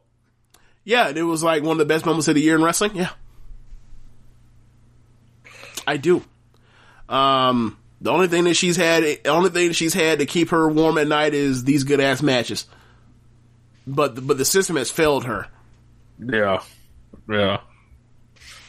Man, what? And maybe she'll get to beat Charlotte. Yeah. Even then, check this out, though. Look, the ship has sailed already. Right. It does not matter. Right. Like, another part about it is like, I see Survivor Series. I see Lacey Evans in there. I'm just like, what the fuck? Like, Rhea Ripley is awesome. She's awesome. And y'all went with that as opposed, like, y'all went with the MAGA gimmick, and the shit didn't work. It immediately flopped because no one gives a fuck in 2018, 19, 20 about some gimmick if the person ultimately, when it comes down to it, can't get it done in the ring. And she's not even close to getting it done in the ring. Also, so it don't matter. That MAGA shit is out of here. So like, it's like her gimmick is almost like it's in the past already. Well, you got to remember the demographics of the fan base. So that's what they were placating to. And like the thing is, like, even they don't care because ultimately they know the goods ain't there in the ring, and that's what people are watching this shit for mostly. That are young anyway. So Lacey is 30 years old, and this goes back to what I was talking about last week with NXT. Like, you don't want to leave women in NXT too long. It's a cosmetic thing, I feel like. So, this is where we are. Yeah. So it's a cosmetic thing. Meanwhile, like, the Fiend's a top star. Yeah. Oh, by the way, I didn't mention this on during the broadcast. Braun Strowman is either, fuck it, I'm gonna say it. I think he got his body done. I think he went to Mr. Miami or Dr. Miami. He's been working out and dieting like crazy. Yes, he has. But I also see what his midsection looks like and what the skin around his midsection looks like, and it looks like he got his body done. Maybe. It like he got hit with two of them things on each side. Bap, bap. No shade. Like, he looks great. He looks great, but and I also think he's in better shape than any time he's been in his career. Yes, he's his physique, like, he's leaned out. He's leaner than he's ever looked. So it's not just all that, but like all I'm saying is like he's had gotten some help. That's all I'm saying. I don't necessarily think he even needed the help, but I think he got him some help. But he look, that's the best physique I've ever seen him have. But yeah, that's anything else I added, Rich? So War Games is on deck for NXT for the 6th, like after the 6th. Yep. The Game of Thrones title they threw out for Dynamite. I forgot what it's called. Winter is coming. Winter's coming. That's right. Yeah. Right. Yeah.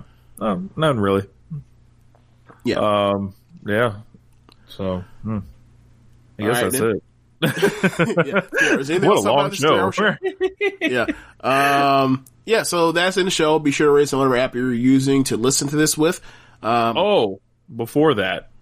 So this week, Swerve's album is coming out. The Swerve City GPS album. I produced 10 beats on there.